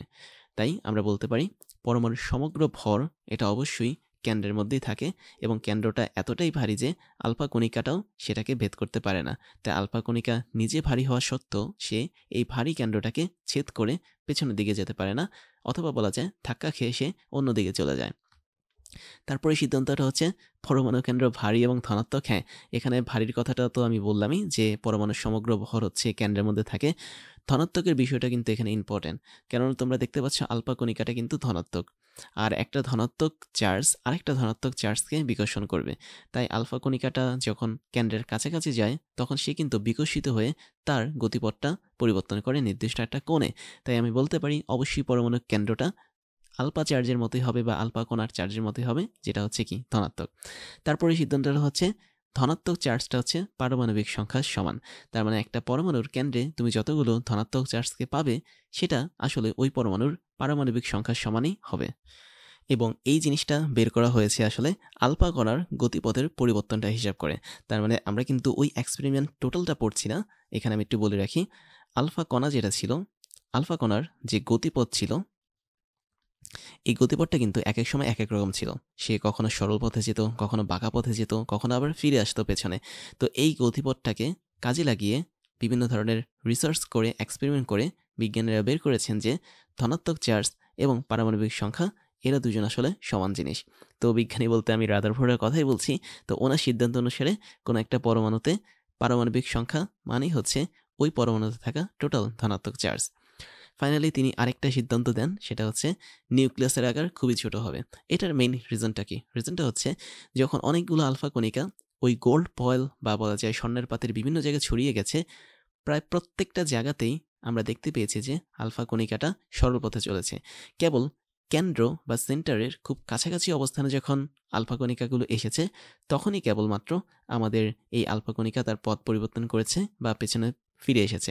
তাই আমি বলতে পারি টোটাল নিউক্লিয়াসের কথা যদি আমি ধরি, তাহলে সেটা আসলে কেন্দ্রে খুবই ছোট একটা জায়গার মধ্যে বসে আছে, আর বাকি যেই অংশটা আছে পরমাণুর টোটাল অংশটা আসলে খুব সুন্দরভাবে খালি হিসেবে আছে। দ্যাট মিনস আমাদের নিউক্লিয়াসটার আকার একদমই ছোট টোটাল পরমাণুর তুলনায়, আর পরমাণুর আকারটা হচ্ছে অনেক বড়। আর এই হিসাবটা অনেকটা এভাবে করা হয় যে একটা নিউক্লিয়াসের আকার যদি 1 হয়, তাহলে পরমাণুর আকারটা হবে তার 10,000 গুণ অথবা তার 1,00,000 গুণ। 1,00,000 লিখতে হলে 6টা শূন্য লাগে। তো এত গুণ বড় হচ্ছে আমাদের একটা পরমাণু, যেখানে নিউক্লিয়াসটার আকার মাত্র অনেক ছোট। আমার মনে হয় আমি এখানে ভুল করেছি, এটা আসলে 1,00,000 হবে না। তো 1,00,000 হচ্ছে আমাদের 5টা শূন্য হবে। তো এটা হচ্ছে আমাদের টোটাল একটা পরমাণুর আকার। আর একটা ছোট্ট তথ্য শেয়ার করি যেটা তোমাদের মাঝে মাঝে এসে থাকে, সেটা হচ্ছে আমি যদি একটা হাইড্রোজেন পরমাণুর কথা বলি তাহলে এই হাইড্রোজেন পরমাণুর ব্যাস হচ্ছে 10 ন্যানোমিটারের মতো। ব্যাস বলতে আমরা 10 ন্যানোমিটার না, এটা খুব সম্ভবত 0.1 হবে, রাইট। 0.1 ন্যানোমিটার হচ্ছে একটা টোটাল হাইড্রোজেন পরমাণুর ব্যাস। খেয়াল করো, আমি কিন্তু পরমাণুর কথা বলেছি বা অ্যাটমের কথা বলেছি, বাট আমি যদি হাইড্রোজেনের এটা একটু লিখি, এটা হচ্ছে পরমাণু বা অ্যাটম। বাট আমি যদি হাইড্রোজেনের নিউক্লিয়াসের কথা বলি তাহলে সেই নিউক্লিয়াসের ব্যাস কিন্তু অনেক ছোট। এটা মোটামুটি 10⁻6 ন্যানোমিটার থেকে শুরু করে 10⁻8 ন্যানোমিটার পর্যন্ত হয়। তাহলে চিন্তা করে দেখো, যেখানে পরমাণুর ব্যাস হচ্ছে কত বড়, আর এখানে আমাদের টোটাল নিউক্লিয়াসের যে ব্যাস সেটা আসলে কত ছোট। তো এবার যেটা দেখবো সেটা হচ্ছে রাদারফোর্ডের পরমাণু মডেল অবশেষে আমরা দেখতে পাচ্ছি। দ্যাট মিনস আমরা এতক্ষণ যেগুলো দেখেছি সেগুলো ছিল হচ্ছে রাদারফোর্ডের এক্সপেরিমেন্ট, এবং এক্সপেরিমেন্ট থেকে যে প্রাপ্ত ফলাফল এবং ফলাফল থেকে প্রাপ্ত সিদ্ধান্তগুলো আমরা দেখেছি। আর এখন আমরা সরাসরি যেটা দেখব সেটা হচ্ছে রাদারফোর্ডের পরমাণু মডেল। তো রাদারফোর্ডের পরমাণু মডেলটা অনেকটা এরকম।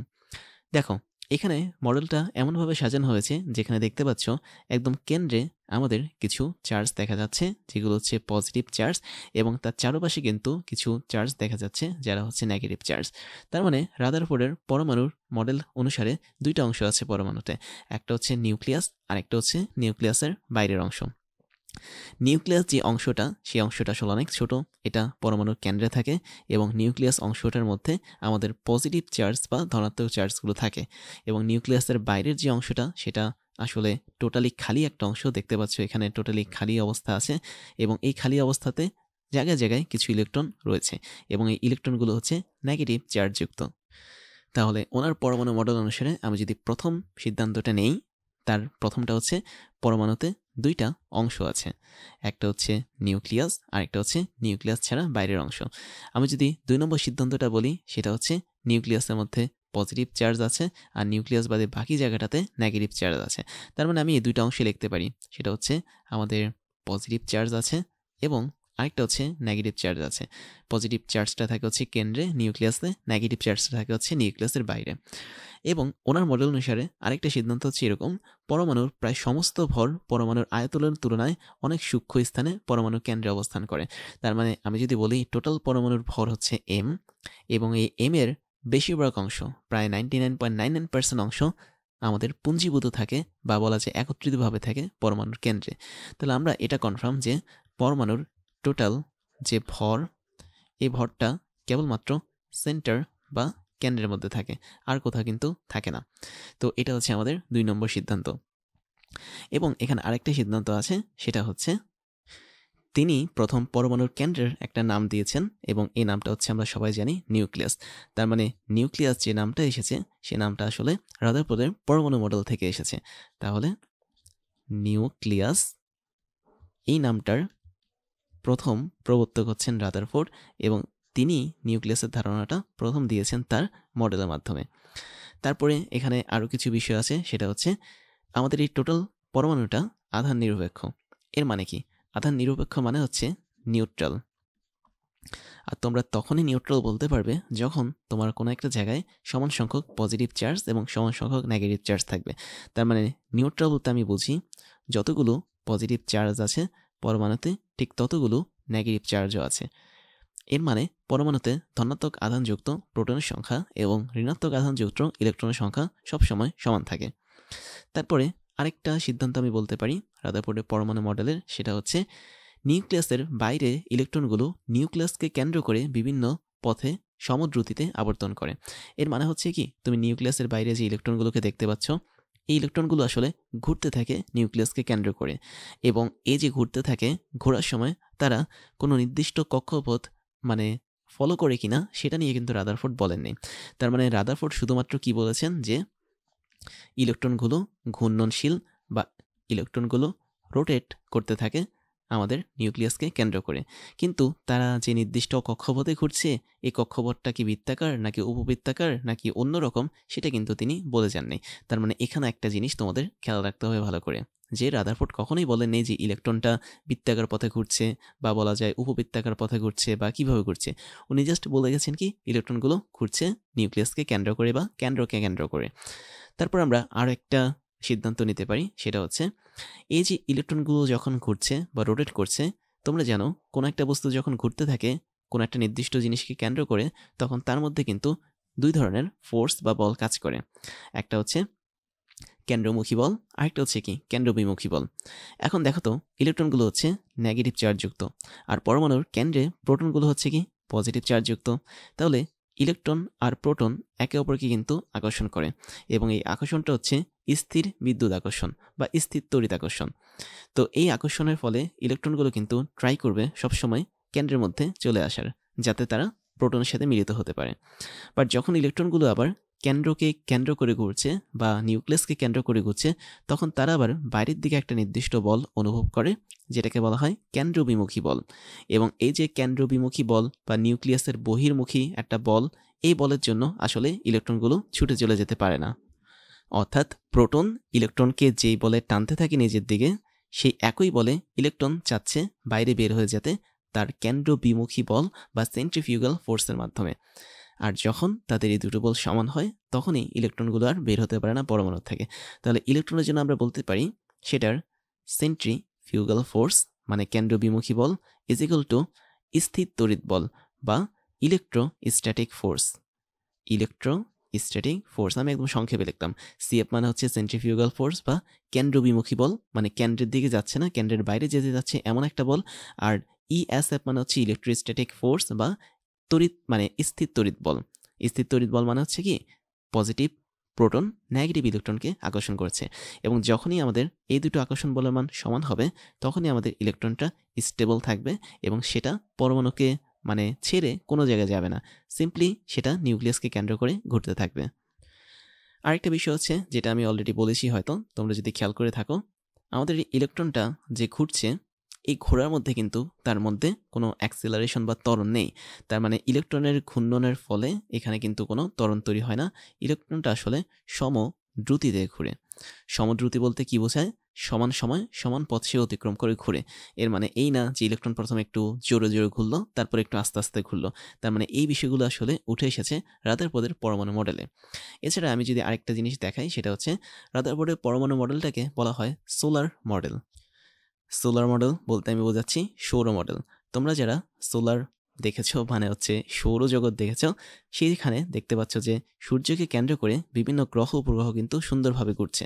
তার মানে রাদারফোর্ডের পরমাণু মডেলের মধ্যে আমাদের কেন্দ্রে থাকা নিউক্লিয়াসটা আসলে সূর্যের মতো কাজ করে, যাকে কেন্দ্র করে ইলেকট্রনগুলো বিভিন্ন গ্রহ বা উপগ্রহের মতো ঘুরছে। তো এই কয়টা ছিল আমাদের রাদারফোর্ডের পরমাণু মডেলের যেই মেইন কনসেপ্টগুলো সেগুলো। তো আমরা এই রাদারফোর্ডের পরমাণু মডেলের মাধ্যমে আসলে জানতে পারি যে নিউক্লিয়াসের সাইজ আসলে কতটা ছোট এবং পরমাণুর তুলনায় আমাদের নিউক্লিয়াসটা কতটা ছোট হয়। তো এই ক্ষেত্রে একটা মজার জিনিস আছে, সেটা হচ্ছে শেয়ার করি তোমাদের সাথে। একটা মজার ইনফরমেশন হচ্ছে কি, যে আমরা যদি এই টোটাল পৃথিবীতে যতগুলো পদার্থ আছে, প্রত্যেকটা পদার্থের পরমাণুর যে নিউক্লিয়াসগুলো আছে সেগুলোকে একত্রিত করতাম, তাহলে সেগুলোকে আমরা চাইলেই একটা বক্সে ঢুকিয়ে রাখতে পারতাম। তার মানে তোমার হাতে যদি একটা বক্স থাকে বা বাক্স থাকে, তুমি চাইলেই সেই বাক্সের ভিতরে এই পৃথিবীতে থাকা প্রত্যেকটা পদার্থের যেই পরমাণু আছে সেই পরমাণুর নিউক্লিয়াসকে ঢুকিয়ে রাখতে পারবে। তার মানে নিউক্লিয়াসের সাইজটা অনেক অনেক ছোট। এবং আরেকটা হিসাব তোমাদেরকে দেখাই, সেটা হচ্ছে আমরা পরের স্লাইডে দেখতে পাচ্ছি আরও একটা মডেল রাদারফোর্ডের। তো আমি তোমাকে একটা দারুণ জিনিস দেখাচ্ছি, সেটা হচ্ছে যদি আমি একটা অ্যাটম বা পরমাণুর ভলিউমের কথা বলি বা আয়তনের কথা বলি, সেই আয়তনটা নিউক্লিয়াসের তুলনায় অনেক বেশি। অর্থাৎ আমি যদি লিখি ভলিউম অফ অ্যাটম, ভি হচ্ছে আমাদের আয়তন বা ভলিউম, এটা আসলে 10⁵ ইন্টু ভলিউম অফ নিউক্লিয়াস। তার মানে একটা নিউক্লিয়াসের যেই আয়তনটা আছে সেই আয়তনটা আসলে অনেক অনেক ছোট টোটাল অ্যাটম বা পরমাণুর আয়তনের চেয়ে। তো আমরা তো সবসময় 2D বা 2 ডাইমেনশনাল দেখে এসেছি, তাই না, কোন একটা পরমাণু মডেলকে। বাট পরমাণুগুলো কিন্তু আসলে 3D হিসেবে কাজ করে। তো এটা হবে 10⁵15। তার মানে কি বোঝা গেল, যে একটা পরমাণুর যে ভলিউম বা আয়তন, সেটা হচ্ছে ওই পরমাণুর নিউক্লিয়াসের যে ভলিউম বা আয়তনের 10⁵15 এত গুণ বেশি। তো এখন এখান থেকে আমরা কিন্তু একটা সম্পর্ক তৈরি করতে পারি। কি সম্পর্ক তৈরি করতে পারি? আমরা তো জানি যে যেহেতু এখানে ভলিউম বা আয়তনের কথা বলা হয়েছে, তার মানে পরমাণুকে আসলে একটা স্পিয়ার বা গোলক হিসেবে আমরা ধরে নিয়েছি। তাহলে পরমাণু যদি একটা গোলক হয়, তাহলে তার নিউক্লিয়াসেরও যেহেতু আয়তন আছে, তার মানে ওই আয়তনটাও কি একটা গোলকের আয়তন হবে। আর তোমরা গোলকের আয়তন কিন্তু খুব সহজে বের করতে জানো। গোলকের আয়তন মানে হচ্ছে কি 4/3 পাই আর কিউ। আর এখানে আর বলতে আমি প্রথমে যেটা দিব সেটা হচ্ছে অ্যাটম বা পরমাণুর যেই ব্যাসার্ধ আছে সেটা, তার মানে এটা হবে আর এ হোল কিউ, এবং এটার মান হবে কত 10^15 ইন্টু 4/3 পাই আমাদের যে নিউক্লিয়াসটা আছে পরমাণুতে, সেই নিউক্লিয়াসের যেই আমাদের ব্যাসার্ধটা আছে সেই ব্যাসার্ধটা হচ্ছে আর এন, এটার উপর আমরা হোল কিউ দিব। তাহলে দেখো তো এর পরের লাইনটা আমরা কি লিখতে পারি, আমরা লিখতে পারি উভয় পক্ষ থেকে কিন্তু আমাদের 4/3 কাটা যাবে, আবার পাইও কাটা যাবে। আমাদের থাকছে হচ্ছে অ্যাটম বা পরমাণুর যেই ব্যাসার্ধ আছে সেই ব্যাসার্ধের whole Q is equal to 10^15 into আমাদের যে নিউক্লিয়াসটা ছিল সেই নিউক্লিয়াসের ব্যাসার্ধের উপর হোল কিউ। এখন আমি যদি উভয় পক্ষে ঘনমূল করি, নট বর্গমূল, এটাকে বলা হয় ঘনমূল। ঘনমূল করার সিস্টেমটা হচ্ছে কি, তুমি সিম্পলি উভয় পক্ষকে পাওয়ার হিসেবে 1/3 দিয়ে দিবে, এটাকে বলা হয় ঘনমূল। ঘনমূলকে আবার এভাবে লেখা হয়, 3কে রুট দিয়ে এভাবে লেখা যায়, বাট আমি এভাবে লিখলাম না, জাস্ট এখানে একটু লিখে রাখি তোমাদের সুবিধার জন্য। আমরা এইভাবে ঘনমূল করতে মানে হ্যাঁ ঘনমূল করতে পারি, অথবা 1/3 এটাকে পাওয়ার দিয়েও কিন্তু ঘনমূল করতে পারি। ঘনমূল করলে লাভটা হবে কি, আমাদের কিউ উঠে যাবে দুই পাশ থেকে। তো এটাকেও যদি আমি ঘনমূল করি তাহলে 10^15 into R N whole Q, এই টোটালটাকে আমি এখন ঘনমূল করলাম। তাহলে ঘনমূল করা মানে হচ্ছে কি, আলাদা আলাদাভাবে 10^15কেও ঘনমূল করেছি, আর এন হোল কিউ এটাকেও আমি ঘনমূল করেছি। করলে আমরা যেখানে পাবো সেটা হচ্ছে বাইরের 3 এবং ভেতরের 3 কাটা যাবে, দ্যাট মিনস এই দুটো 3 কাটা যাবে। তাহলে আমি থাকবে হচ্ছে আর এ, আর এখানে 10^15কে যদি আমি ঘনমূল করি আমি পাবো 10^15 এটা পাবো। আর এখানে r⁴ পাবো, কারণ বাইরে 3 ভিতরে 3 কাটা যাবে। তো ফাইনালি আমি পাচ্ছি আমাদের কোন একটা পরমাণুর যে ব্যাসার্ধ, সেই ব্যাসার্ধটা হচ্ছে R A is equal to 10^5 into R N. তার মানে এই সম্পর্কটা আমাদের এটাই মিন করে যে আমাদের পরমাণুর যেই ব্যাসার্ধটা আছে সেটা আসলে 10^5 গুণ বড় সেই পরমাণুর নিউক্লিয়াসের ব্যাসার্ধের চেয়ে। তো এটা হচ্ছে রাদারফোর্ডের পরমাণু মডেলের একটু এক্সটেন্ডেড ভার্সন। এখন আমরা কিন্তু রাদারফোর্ডের পরমাণু মডেল থেকে আরেকটা বিষয় জেনেছি, সেটা হচ্ছে একটা পরমাণুর যে টোটাল ভর, সেই ভরটা নির্ভর করে তার নিউক্লিয়াসের উপর। তার মানে আমি বলতে পারি আমাদের যেখানে নিউক্লিয়াসটা দেখতে পাচ্ছ, আমি এখানে তোমাদেরকে বলবো সব কিছু কি 3D ভাবতে, 2D ভাবতে না। 3D মানে হচ্ছে 3 ডাইমেনশনাল বা ত্রিমাত্রিক, কেননা আমাদের বাস্তব ওয়ার্ল্ডটা কিন্তু ত্রিমাত্রিক দ্বিমাত্রিক না। তার মানে আমাদের অ্যাটম বা পরমাণু, অ্যাটমের ভেতরে থাকে নিউক্লিয়াস বা প্রোটন, নিউট্রন, ইলেকট্রন সব কিছু কিন্তু ত্রিমাত্রিক হিসেবে কাজ করে। তো রাদারফোর্ডের পরমাণু মডেল অনুসারে আমরা দেখেছিলাম যে কোনো একটা পরমাণুর টোটাল ভরটা কাজ করে তার নিউক্লিয়াসের উপর। তার মানে নিউক্লিয়াসের যে ভর সেটাই হচ্ছে কি পরমাণুর ভর, আর নিউক্লিয়াসের ভরটা কিন্তু ডিপেন্ড করে তার ভলিউমের উপর বা আয়তনের উপর। তাহলে আমি যদি বলি কোন একটা নিউক্লিয়াসের মানে পরমাণু নিউক্লিয়াসের আয়তন হচ্ছে ভিএন, যেটা আমরা একটু আগে দেখেছি, এটা কার প্রপোর্শন বা সমানুপাতিক, অবশ্যই ওই পরমাণুর যে ভর আছে তার সমানুপাতিক। এবং পরমাণুর ভরকে তুমি বলতে পারো পারমাণবিক ভর, এবং পারমাণবিক ভরকে এ দিয়ে প্রকাশ করা হয়। দ্যাট মিনস এটা হচ্ছে আমাদের অ্যাটমিক ম্যাস বা ম্যাস নাম্বার বা বলা যায় ভর সংখ্যা। তাহলে আমি বলতে পারি পরমাণু নিউক্লিয়াসের আয়তন যদি বাড়ে তাহলে ভর সংখ্যা বাড়বে বা ভর বাড়বে পরমাণুর, আর নিউক্লিয়াসের আয়তন যদি কমে তাহলে ভর কমবে। আর তোমরা এমনিতেও জানো পরমাণু নিউক্লিয়াসের আয়তন কিন্তু অনেক অনেক ছোট হয় টোটাল পরমাণুর তুলনায়। তো তাই যদি হয় তাহলে আমরা এই এ বা ভর সংখ্যার সাথে একটা সম্পর্ক তৈরি করতে পারি পরমাণু নিউক্লিয়াসের আয়তনের। তো আয়তনটা কিভাবে বের করতাম, যেহেতু পরমাণু নিউক্লিয়াস হচ্ছে 3D বা একটা গোলক, তাই এর আয়তন হচ্ছে কি 4/3 পাই আর কিউ। আর বলতে আমরা পরমাণুর নিউক্লিয়াসের ব্যাসার্ধকে বুঝছি। তাহলে এটা কার সমানুপাতিক হবে, অবশ্যই ভর সংখ্যার সমানুপাতিক হবে। তাই যদি হয় তাহলে আমি এখান থেকে একটা কাজ করতে পারি, সেটা হচ্ছে আমরা 4/3 এটাকে কনস্ট্যান্ট হিসেবে নিয়ে যেতে পারি, তাই না? পাইটাকেও কিন্তু আমরা কনস্ট্যান্ট হিসেবে নিয়ে যেতে পারি। তার মানে যদি আমি বলি 4/3 ইন্টু পাই এটা একটা কনস্ট্যান্ট, তখন আমরা কনস্ট্যান্টকে উঠিয়ে দিয়ে আগের মতোই সমানুপাতিক এ লিখতে পারবো। কেননা সমানুপাতিক থাকা মানে কি, মানে তুমি সমস্ত কনস্ট্যান্টগুলোকে উঠিয়ে দিবে বা ধ্রুবকগুলোকে উঠিয়ে দিবে, শুধুমাত্র চলকগুলোকে রাখবে। তাহলে আর এন হচ্ছে একটা চলক যার মান পরিবর্তন হয়, ম্যাস নাম্বার বা এ বা পারমাণবিক ভর এটা একটা চলক, এটাও কিন্তু সংখ্যা পরিবর্তন হয়। তো আমরা ফাইনালি পাচ্ছি কি আর এন হোল কিউ সমানুপাতিক এ। এখন আমি যদি উভয় পক্ষ ঘনমূল করি তাহলে আমি পাবো আর এন সমানুপাতিক a⁴ 1/3। তার মানে এটা একটা বেস্ট সম্পর্ক আমাদের পরমাণুর নিউক্লিয়াসের ব্যাসার্ধ এবং পরমাণুর যে ম্যাস নাম্বার আছে বা ভর সংখ্যা আছে বা পারমাণবিক ভর আছে তাদের মধ্যে। এবং এখানে এই সম্পর্কটাকে একটু এক্সটেন্ড করা যায়, সেটা হচ্ছে আমি যদি এখানে একটা সমানুপাতিক ধ্রুবক দিই তাহলে কেমন হবে। ধরো আমি এখানে সমানুপাতিক চিহ্নটা উঠিয়ে দিয়ে একটা সমানুপাতিক ধ্রুবক দিলাম r0 এবং তারপরে আমি গুণ করে দিলাম কত, a টু দি পাওয়ার 1/3। তো এখানে যে r0টা দেখতে পাচ্ছি এটা কিন্তু একটা কনস্ট্যান্ট এবং এই r0টা বেসিক্যালি কাজ করে হাইড্রোজেন পরমাণুর যেই নিউক্লিয়াসটা আছে সেই নিউক্লিয়াসের ব্যাসার্ধ হিসেবে।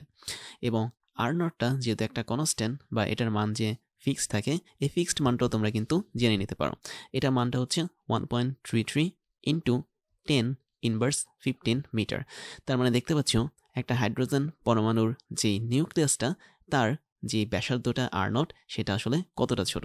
তো এটা হচ্ছে খুবই ইম্পর্ট্যান্ট একটা ফর্মুলা তোমাদের যে কোনো ধরনের ম্যাথমেটিক্যাল প্রবলেম সলভ করার জন্য। তারপরে আমরা আরেকটা দারুণ সম্পর্ক দেখব, সেটা হচ্ছে তোমরা তো অলরেডি জানো যে রাদারফোর্ডের পরমাণু মডেল অনুসারে আমাদের সেন্টার বা কেন্দ্রে থাকছে হচ্ছে নিউক্লিয়াস। নিউক্লিয়াসটা একটা ইলেকট্রনকে নির্দিষ্ট বলে আকর্ষণ করে এবং সেটা হচ্ছে স্থির তড়িৎ বল। এবং ইলেকট্রনটা যখন এই নিউক্লিয়াসকে কেন্দ্র করে ঘুরছে তখন সে কিন্তু একটা কেন্দ্রবিমুখী বল অনুভব করে, যেটাকে বলা হয় সেন্ট্রিফিউগাল ফোর্স। তো এই দুটো বল যখন সমান থাকবে তখনই কিন্তু আমাদের রাদারফোর্ডের পরমাণু মডেল অনুসারে ইলেকট্রনটা চারদিকে স্থির অবস্থায় ঘুরবে। তার মানে ইলেকট্রনগুলো স্টেবল থাকবে, পরমাণুকে ছেড়ে অন্য কোথাও যাবে না। এখন তুমি ধরে নাও, আচ্ছা আমি একটু এখানে দেখাই, ধরো তোমার এটা হচ্ছে আমাদের সেই ইলেকট্রন। ইলেকট্রনটাকে এখন টানছে হচ্ছে আমাদের প্রোটন বা বলা যায় নিউক্লিয়াস। এবং নিউক্লিয়াস কিন্তু একটা প্রোটন নিয়ে তৈরি না, নিউক্লিয়াসে কিন্তু অনেকগুলো প্রোটন আছে। যেই বলে টানছে সেটা ধরো হচ্ছে এফ অফ ই, মানে ইলেকট্রোস্ট্যাটিক ফোর্স। এবং ইলেকট্রনটা বাইরের দিকে যাওয়ার চেষ্টা করছে কারণ সে হচ্ছে টোটাল পরমাণুর চারপাশে ঘুরছে এই নিউক্লিয়াসকে কেন্দ্র করে। তো বাইরের দিকে যাওয়ার ফোর্সটা হচ্ছে আমাদের সেন্ট্রিফিউগাল ফোর্স বা এফসি। এখন ইলেকট্রনের চার্জ, আমি যদি কিছু জিনিস লিখি, ধরো ইলেকট্রনের চার্জ বা আধান, ওর মানটা হচ্ছে ই এবং এই ইটা কেবল একটা ইলেকট্রনের চার্জ হিসেবে কাজ করবে। এখন তোমার যে কেন্দ্রে নিউক্লিয়াস দেখতে পাচ্ছ, নিউক্লিয়াসের মধ্যে কিন্তু অনেকগুলো প্রোটন থাকে। আমি ধরলাম প্রোটন সংখ্যা হচ্ছে জেড। তাহলে আমাদের এই পরমাণুর নিউক্লিয়াসটার মধ্যে টোটাল প্রোটন আছে জেড সংখ্যক। তাই যদি হয় তাহলে আমি বলতে পারি না আমাদের নিউক্লিয়াসের টোটাল চার্জ বা টোটাল আধান অফ নিউক্লিয়াস, আমি একটু বাংলা ইংলিশ মিশিয়ে লিখছি, তো এটার মানটা কত হবে, এর মানটা হবে অবশ্যই জেড ইন্টু ই। তাহলে খুবই সহজ জিনিস, একটা প্রোটনের চার্জ হচ্ছে ই। কেন? কারণ ইলেকট্রনের চার্জ আর প্রোটনের চার্জ কিন্তু সমান। তার মানে কেন্দ্রে থাকা প্রত্যেকটা প্রোটনের চার্জই হচ্ছে ই এবং ইলেকট্রনের চার্জও হচ্ছে ই, বাট তাদের চিহ্নটা হচ্ছে ডিফারেন্ট। আমরা এখানে চিহ্ন নিয়ে কাজ করব না, কারণ আমরা অলরেডি জানি ইলেকট্রনের চার্জ হচ্ছে নেগেটিভ, প্রোটনের চার্জ হচ্ছে পজিটিভ, আর তাদের দুজনেরই মান কিন্তু সমান। That means 1.6 into 10⁻19 coulomb. তাই যদি হয় তাহলে জেড সংখ্যক আমাদের প্রোটন আছে কেন্দ্রে, তাহলে প্রত্যেকটা প্রোটনের চার্জকে আমি যদি সমষ্টি করি তাহলে তা পাবো হচ্ছে টোটাল নিউক্লিয়াসের চার্জ, যার মান হচ্ছে জেড ইন্টু ই। এখন আমরা বাকি সূত্রগুলো বসিয়ে ফেলি, সেটা হচ্ছে এফ অফ ই বা ইলেকট্রোস্ট্যাটিক ফোর্স। এটা আমরা বের করব কুলম্বের সূত্র দিয়ে। কুলম্বের সূত্র অনুসারে আমরা জানি কি, দুটো চার্জের মধ্যে আকর্ষণ বা বিকর্ষণ বলের মান হচ্ছে কে ইন্টু ওই দুটো চার্জের মান, that means Q1 into Q2 divide by তাদের মধ্যবর্তী দূরত্বের স্কোয়ার। তো আমি এখানে দূরত্ব বলতে আরকে বুঝছি, তার মানে আর হচ্ছে কি আমাদের দূরত্ব। তো এখন এই যে আমরা আরটাকে ইউজ করব, এই আর দূরত্বটা আসলে চেঞ্জ হতে পারে, কেননা ইলেকট্রন সবসময় সেম পজিশনে নাও থাকতে পারে। তো আমি এখানে দূরত্বটা দিলাম ডি, ডির উপর একটা স্কোয়ার দিলাম, তাহলে এখান থেকে এখানে দূরত্বটা হচ্ছে কি আমাদের ডি। এখন আমি চার্জের মানগুলো বসাই, তাই যদি হয় তাহলে দেখতে পাচ্ছ তোমরা আমাদের কে যা আছে তাই থাকবে। Q1 যেটা, Q1 কি ছিল, অবশ্যই যে কোনো একটা চার্জের মান ছিল, ধরে নিলাম ইলেকট্রনের চার্জের মান ই। কিন্তু Q2 যদি হয় নিউক্লিয়াসের চার্জ, তাহলে নিউক্লিয়াসের চার্জ হিসেবে আমরা বসাবো জেড ইন্টু ই, কেননা আমরা দেখতে পাচ্ছি নিউক্লিয়াসে কিন্তু জেড সংখ্যক প্রোটন আছে আর প্রত্যেকটা প্রোটনের চার্জ হচ্ছে কি ই করে, আর নিচে আমরা দিব ডি স্কোয়ার। তাই যদি হয় তাহলে আমরা এখানে স্থির তড়িৎ একটা বল পাবো যার মান হবে K U square into Z divide by D square, যেখানে জেড হচ্ছে কি নিউক্লিয়াসের টোটাল প্রোটন সংখ্যা। এটা গেল আমাদের হচ্ছে স্থির তড়িৎ বল বিটুইন ইলেকট্রন অ্যান্ড নিউক্লিয়াস। তারপর আমরা দেখব কেন্দ্রমুখী বল, মানে কেন্দ্রবিমুখী বল, দ্যাট মিনস সেন্ট্রিফিউগাল ফোর্স। এবং কেন্দ্রবিমুখী বলের সূত্র একটাই, m V square divide by হচ্ছে আর, যেখানে আর হচ্ছে আমাদের এই টোটাল পরমাণুটার ব্যাসার্ধ। দ্যাট মিনস এই জায়গা থেকে শুরু করে এই জায়গা পর্যন্ত যে দূরত্বটা, এটা হচ্ছে আমাদের টোটাল পরমাণুর ব্যাসার্ধ বা আর। তাহলে এম হচ্ছে আমাদের সেই ইলেকট্রনের ভর, দ্যাট মিনস ইলেকট্রন তো অবশ্যই একটা নির্দিষ্ট ভর থাকে, সেটা হচ্ছে এম। আর ভি হচ্ছে ইলেকট্রনটা কতটুকু রৈখিক বেগে ঘুরছে, অর্থাৎ একটা ইলেকট্রন যখন ঘুরতে থাকে, ধরো তোমার ইলেকট্রনটা ঘড়ি কাঁটার দিকে ঘুরছে, আমি যদি একটু দেখাই এভাবে ঘুরছে, আমি একটু ভিন্ন কালি দিয়ে দেখাই তাহলে বুঝতে সুবিধা হবে। ধরো নিউক্লিয়াসকে কেন্দ্র করে ইলেকট্রনটা ঘড়ি কাঁটার দিকে ঘুরছে, যদি ঘুরে তাহলে এই ইলেকট্রনটা সরাসরি এই বেগ প্রাপ্ত হবে, এই ইলেকট্রনটা সরাসরি এই রৈখিক বেগ প্রাপ্ত হবে, আবার এই ইলেকট্রনটা সরাসরি এই রৈখিক বেগ প্রাপ্ত হবে। তাহলে আমরা এখানে যে রৈখিক বেগগুলো দেখছি এইগুলোই হচ্ছে কি আমাদের ভি এর মান। তার মানে ভি এর পরিচয় হচ্ছে কি ইলেকট্রনের রৈখিক বেগ। তাই যদি হয় তাহলে আমাদের এই দুটো যেহেতু সমান, অ্যাকর্ডিং টু রাদারফোর্ডস এক্সপেরিমেন্ট বা রাদারফোর্ডের পরমাণু মডেল অনুসারে আমরা কি জেনেছি যে পরমাণুর মধ্যে থাকা ইলেকট্রনের কেন্দ্রবিমুখী বল এবং স্থির তড়িৎ বল দুটো সমান হয়। তাই যদি হয় তাহলে আমাদের এফি এর মানটা কার সমান হবে, এফসি এর সমান হবে। তাহলে এফি এর যে মান সেটা আমরা বসিয়ে দিই। এফি হচ্ছে আমাদের K U square Z divide by D square, এবং এটা হচ্ছে M V square divide by R এর সমান। তো এটা হচ্ছে আমাদের একটা সম্পর্ক। এখন এখানে এই সম্পর্কটা আরেকটু সুন্দর হয় যখন ইলেকট্রনটা একদম পরমাণুর বাইরে অবস্থান করে, বাইরে বলতে কি একদম বাউন্ডারিতে অবস্থান করে। যদি কথার কথা ধরে নাও আমাদের ইলেকট্রনটা ঠিক এই জায়গাটাতে অবস্থান করে, তখন কিন্তু আমরা দেখতে পাচ্ছি পরমাণু নিউক্লিয়াস থেকে ইলেকট্রনের দূরত্বটা হচ্ছে আমাদের আর। তো সেই ক্ষেত্রে আমাদের এখানে ডিটা কনভার্ট হয়ে আর হয়ে যাবে। তাহলে আমাদের এটা হচ্ছে একটা স্পেশাল কেস। আমরা স্পেশাল কেসটা দেখি, যখন ইলেকট্রনটা ঠিক এই জায়গাটাতে থাকবে বা পরমাণুর একদম বাউন্ডারিতে থাকবে, তখন আমাদের সূত্র দাঁড়াবে K square divide by Z, ডিটা হয়ে যায় আমাদের আর, এবং এটার মান হবে আমাদের M V square divide by R. তো আমি যদি উভয় পক্ষ থেকে আর আর কাটা দিই তাহলে আমাদের থাকছে m V square is equal to k square divide by আমাদের আর স্কোয়ার ইন্টু জেড। তো এটা হচ্ছে আমাদের ওয়ান কাইন্ড অফ ফর্মুলা বা সূত্র। এবং খেয়াল করো তুমি কিন্তু এই সূত্র থেকে চাইলে যে কোনো জিনিস বের করতে পারো। কী কী জিনিস বের করতে পারো আর কী কী জিনিস তুমি জানো সেটাও কিন্তু এখানে একটা ইম্পর্টেন্ট ফ্যাক্ট। খেয়াল করো এখানে কিন্তু ধ্রুবক হিসেবে আছে কে ইলেকট্রনের চার্জের যে বর্গটা সেটা, কেননা ইলেকট্রন আর প্রোটনের চার্জ কিন্তু ধ্রুবক বা সেম থাকে। তো আমি যদি এটাকে আরেকটু এক্সটেন্ড করি তাহলে দেখতে পাচ্ছ এখান থেকে ই হচ্ছে একটা ধ্রুবক, কে হচ্ছে একটা ধ্রুবক, এবং কে কে তোমরা বলে থাকো ভেদনযোগ্যতা বা পারমিএবিলিটি।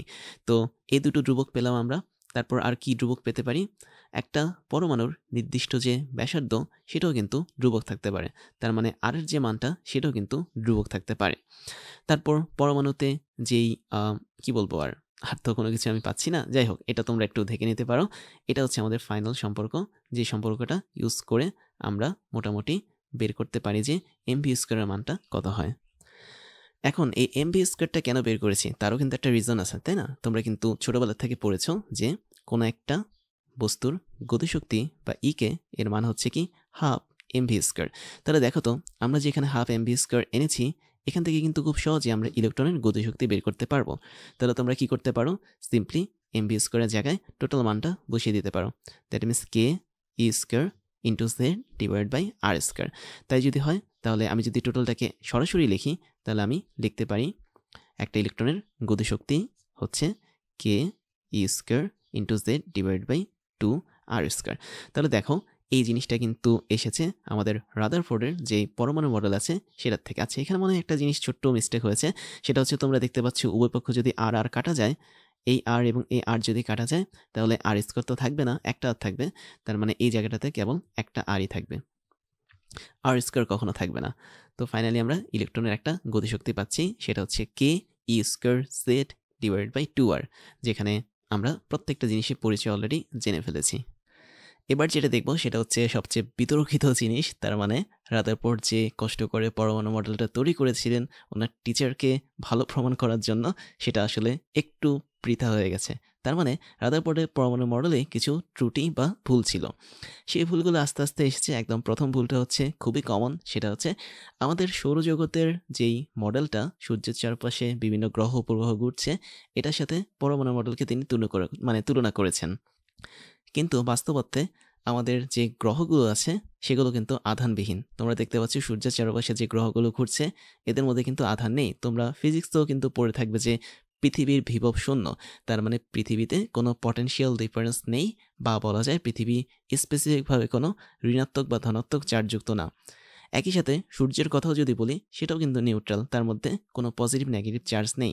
স্পেসিফিকভাবে যতগুলো গ্রহ উপগ্রহ আছে আমাদের সৌরজগতে কারোর মধ্যে কিন্তু কোনো প্লাস মাইনাস এরকম চার্জ নেই। বাট রাদারফোর্ড যখন পরমাণু মডেলটা দিয়েছেন, ওনার মডেল অনুসারে আমাদের সৌরজগতের মতোই ইলেকট্রন নিউক্লিয়াসের চারপাশে ঘুরছে। বাট এখানে একটা সমস্যা হচ্ছে কি, এখানে যে ইলেকট্রন আর প্রোটনের কথা বলা হয়েছে, নিউক্লিয়াসে থাকে হচ্ছে প্রোটন এবং নিউক্লিয়াসের বাইরে থাকে হচ্ছে ইলেকট্রন। এরা সবাই হচ্ছে চার্জযুক্ত। তার মানে ইলেকট্রনটা তোমরা জানো নেগেটিভ চার্জযুক্ত, প্রোটনটা হচ্ছে আমাদের পজিটিভ চার্জযুক্ত। বাট যেহেতু আমাদের পৃথিবী, অন্যান্য গ্রহ উপগ্রহ বা আমাদের নক্ষত্র সূর্য এরা কেউই চার্জযুক্ত না, তার মানে এখানে একটা সমস্যা তৈরি হয়েছে বা কনফ্লিক্ট তৈরি হয়েছে। তো এটা হচ্ছে আমাদের প্রথম যেই সমস্যা রাদারফোর্ডের পরমাণু মডেলের, সেটা যে উনি সৌরজগতের সাথে তুলনা করেছেন, বাট পরমাণুর যে গঠন সেটা আর সৌরজগতের গঠন যে সেটা, এটা কখনোই এক হতে পারে না। তারপরে এখানে আরও একটা বিষয় আছে, সেটা হচ্ছে গ্রহগুলো যখন সূর্যের চারপাশে ঘোরে, প্রত্যেকটা গ্রহের সাইজ, আকার, আকৃতি এগুলো কিন্তু সেম না। তার মানে প্রত্যেকটা গ্রহের সাইজ, শেপ, বা আমি যদি বাংলায় বলি আকার বা আকৃতি, এগুলো কিন্তু ভিন্ন ভিন্ন। বাট একটা পরমাণুর মধ্যে নিউক্লিয়াসকে কেন্দ্র করে যতগুলো ইলেকট্রন ঘুরছে, প্রত্যেকটা ইলেকট্রনের সাইজ কিন্তু সেম, তাই না? ইলেকট্রনের কিন্তু সাইজ কম বেশি হয় না, সবারই আকার, আকৃতি, ধর্ম সেম থাকে। আর আরেকটা বিষয় হচ্ছে কি, ইলেকট্রনের ধর্ম কিন্তু সেম, অর্থাৎ প্রোটনের চারপাশে বা নিউক্লিয়াসের চারপাশে ঘোরা প্রত্যেকটা ইলেকট্রনের ধর্ম একই রকম, তারা সবাই হচ্ছে যমজ ভাই। বাট সূর্যের চারপাশে যে গ্রহগুলো ঘুরছে এরা সবাই কিন্তু একই রকম না। যেমন বৃহস্পতি গ্রহ হচ্ছে সবচেয়ে বড় গ্রহ, তারপর হচ্ছে নেপচুন বা প্লুটো, এই গ্রহগুলো হচ্ছে সবচেয়ে ছোট গ্রহ। আবার ওদিকে বুধ গ্রহ বা শুক্র গ্রহ এরা হচ্ছে অত্যন্ত উত্তপ্ত গ্রহ, হচ্ছে অনেক গরম, তাদের মধ্যে ধর্মের কোনো মিল নেই। যেখানে নেপচুন বা ইউরেনাস এরা হচ্ছে অনেক ঠান্ডা গ্রহ, আবার পৃথিবী হচ্ছে নাতিশীতোষ্ণ পরিবেশ থাকে। তার মানে গ্রহের সাথে তুলনা করাটা আসলে তার উচিত হয়নি। পরবর্তীতে বিভিন্ন বিজ্ঞানীরা এই জিনিসটা ধরেছেন যে গ্রহের সাথে আসলে তুলনা করা যায় না, কারণ বিভিন্ন গ্রহগুলোর ধর্ম, বৈশিষ্ট্য বিভিন্ন রকম, বাট পরমাণুর মধ্যে থাকা ইলেকট্রনগুলোর বৈশিষ্ট্য সব একই রকম। এখানে আরেকটা মজার বিষয় হচ্ছে, সেটা হলো এই যে আধানবিহীন গ্রহের কথা বলেছি, গ্রহগুলো কিন্তু একে অপরকে স্থির বিদ্যুৎ আকর্ষণ করে না বা বিকর্ষণ করে না, যেহেতু তাদের মধ্যে চার্জ নেই। তার মানে ব্যাপারটা এমন না যে সূর্য হচ্ছে আমাদের নেগেটিভ চার্জযুক্ত, আমি সূর্যকে পজিটিভ ধরি যেহেতু কেন্দ্রে আছে, এবং আমাদের পৃথিবী হচ্ছে নেগেটিভ চার্জযুক্ত। এমনটা যদি হতো তাহলে একটা সময় কিন্তু পৃথিবী সূর্যের কাছে চলে যেত এবং পৃথিবী ধ্বংস হয়ে যেত। এরকম কিন্তু ঘটে না। বাট আমাদের অ্যাটম বা পরমাণুর মধ্যে এটা ঘটার পসিবিলিটি থাকে, যেহেতু ইলেকট্রন হচ্ছে নেগেটিভ চার্জযুক্ত, প্রোটন যেহেতু পজিটিভ চার্জযুক্ত, তাই এরা একে অপরকে কিন্তু আকর্ষণ করে। বাট গ্রহদের মধ্যে কিন্তু এই ধরনের স্থির বিদ্যুৎ বা ইলেকট্রোস্ট্যাটিক অ্যাট্রাকশন বা আকর্ষণ নেই। তবে গ্রহ, উপগ্রহ এবং নক্ষত্রের মধ্যে ভিন্ন একটা আকর্ষণ আছে, যেটাকে বলা হয় মহাকর্ষ বা গ্র্যাভিটেশন। তার মানে এই যে মহাকর্ষ বা গ্র্যাভিটেশন আকর্ষণ, এটা কিন্তু ইলেকট্রন বা প্রোটনের মধ্যে থাকে না। তার মানে ওনার মডেলের সাথে আমাদের সৌরজগতের যে মডেলটা আছে সেটা কিন্তু একটু ঝামেলা করছে। তারপরে খুবই ইন্টারেস্টিং একটা পার্ট আছে, সেটা হচ্ছে ম্যাক্সওয়েলের তত্ত্ব। ম্যাক্সওয়েলের তত্ত্বটা একদমই সহজ, সেটা হচ্ছে তোমরা একটু অ্যানিমেশনটা দেখো। ইলেকট্রন যখন কোনো একটা নিউক্লিয়াসের চারপাশে ঘোরা শুরু করবে, তখন সে তার শক্তি বিকিরণ করবে। কেননা তোমরা যখন মাঠে খেলতে যাও, একটা সময় পর কিন্তু তোমাদের শক্তি নষ্ট হয়ে যায়, শক্তি ক্ষয় হয়ে যায়। তারপরে তোমরা আবার খাবার দাবার করো, এনার্জি নাও, নেওয়ার পর আবার মাঠে তোমরা খেলতে নামো। তাহলে যখন ইলেকট্রন এরকম শক্তি নির্গমন করতে থাকবে, ঘুরতে ঘুরতে একটা সময় পর সে আর ঘুরতে পারবে না, তখন সে তার ধাপগুলো কমিয়ে ফেলবে। সে আস্তে আস্তে তখন কি হবে, শক্তিহীন অবস্থায় থাকবে। তো যখন ইলেকট্রনের গায়ে কোনো শক্তি থাকবে না, প্রোটন তখন তাকে টানতে শুরু করবে, কেননা ইলেকট্রন হচ্ছে নেগেটিভ চার্জ, প্রোটন হচ্ছে পজিটিভ চার্জ। তো টানতে টানতে একটা সময় কি হবে, এই প্রোটন বা নিউক্লিয়াসের মধ্যে ইলেকট্রনটাকে সে নিয়ে নেবে। তাহলে বিষয়টা খুবই ইম্পর্টেন্ট। ম্যাক্সওয়েলের মতে বা ক্লাসিক্যাল ইলেকট্রোম্যাগনেটিক থিওরি মতে ইলেকট্রন যখন একটা নির্দিষ্ট নিউক্লিয়াসকে কেন্দ্র করে ঘুরতে থাকে তখন সে তার শক্তি বিকিরণ করে বা শক্তিগুলোকে ইমিট করে। তো ওই এনার্জি ইমিট বা শক্তি বিকিরণের মাধ্যমে প্রোটন তাকে খুব কাছে পেয়ে যায়, প্রোটন তাকে খুব দ্রুত আকর্ষণ করে এবং ফাইনালি সে একদম কেন্দ্রে পতিত হয়। তো এই জিনিসটা কিন্তু ঘটার চান্স আছে যদি আমরা রাদারফোর্ডের পরমাণু মডেলের কথা বলি, বাট বাস্তবে রাদারফোর্ড পরমাণু মডেল অনুসারে এমনটা ঘটে না। তার মানে এখানে একটা ভেজাল আছে। তাহলে ম্যাক্সওয়েলের তত্ত্বটা আসলে এক্সের তত্ত্ব, তিনি ভালো বলেছেন, তিনি একদম সঠিক কথাটাই বলেছেন যে ইলেকট্রনের চান্স আছে নিউক্লিয়াসের মধ্যে চলে যাওয়ার, আর নিউক্লিয়াসে যখন ইলেকট্রনটা চলে যাবে তখন কিন্তু আলটিমেটলি আমাদের অ্যাটম বা পরমাণুর কোনো অস্তিত্ব থাকবে না। তারপরে যে সমস্যাটা বা ত্রুটিটা সেটা হচ্ছে পরমাণুর বর্ণালী। পরমাণুর বর্ণালী বিষয়টা আসলে এরকম, যখন পরমাণুতে ইলেকট্রনগুলো ঘুরতে থাকে তখন তারা তো বিভিন্ন ধরনের শক্তি বিকিরণ করে। এই শক্তি বিকিরণটা তারা করে ইলেকট্রোম্যাগনেটিক ওয়েভের মাধ্যমে, দ্যাট মিনস EMW বা তড়িৎচুম্বকীয় তরঙ্গের মাধ্যমে। এবং এই ইলেকট্রোম্যাগনেটিক ওয়েভগুলো নির্দিষ্ট কিছু আলোকবর্ণ তৈরি করে এবং কোনো একটা প্লেট বা পর্দায় যখন আমরা এই আলোগুলোকে ফেলি তখন সেই আলোগুলোকে দেখা যায়। এখন রাদারফোর্ডের পরমাণু মডেল অনুসারে এই যে ইলেকট্রোম্যাগনেটিক ওয়েভ বা তড়িৎচুম্বকীয় তরঙ্গ বা একটা নির্দিষ্ট ধরনের আলো, এই আলোটা নিরবিচ্ছিন্নভাবে যাবে। দ্যাট মিনস একটা আলো এবং আরেকটা আলোর যে কোয়ান্টা বা ফোটন আছে তাদের মাঝে কোনো গ্যাপ থাকবে না, অর্থাৎ কন্টিনিউয়াসলি কোনো একটা প্লেটের মধ্যে আলো পড়বে, এমনটাই কিন্তু হওয়ার কথা। বাট বাস্তবে সেটা হয় না। বাস্তবে ওই আলো বা বর্ণালীর মধ্যে কিছু ব্ল্যাক কালারের দাগ দেখা যায় এবং এই দাগগুলো তখনই আসে যখন আমরা বুঝতে পারি যে এখানে ভিন্ন কোনো ঘটনা ঘটছে। তার মানে রাদারফোর্ড অনুসারে আমরা বলতে পারি নির্দিষ্ট কোনো পরমাণুর জন্য নিরবিচ্ছিন্নভাবে বর্ণালী পাওয়া যাবে বা আলো পাওয়া যাবে বা লাইট পাওয়া যাবে, কিন্তু বাস্তবে তেমন কোনো নিরবিচ্ছিন্ন আলো পাওয়া যায় না বা কন্টিনিউয়াস আলো পাওয়া যায় না। সেই আলোর মাঝে মাঝে কিছু কালো দাগ থাকে বা ব্ল্যাক কালারের ছায়া বা শ্যাডো থাকে। এবং আরেকটা বিষয় হচ্ছে কি, আমাদের পরমাণুর বর্ণালী কিন্তু এক একটা পরমাণুর জন্য এক এক রকম। অর্থাৎ তুমি হাইড্রোজেন পরমাণুর জন্য এক ধরনের বর্ণালী পাবা বা স্পেকট্রাম পাবা, লিথিয়ামের জন্য আরেক ধরনের পাবা, সোডিয়ামের জন্য আরেক ধরনের পাবা।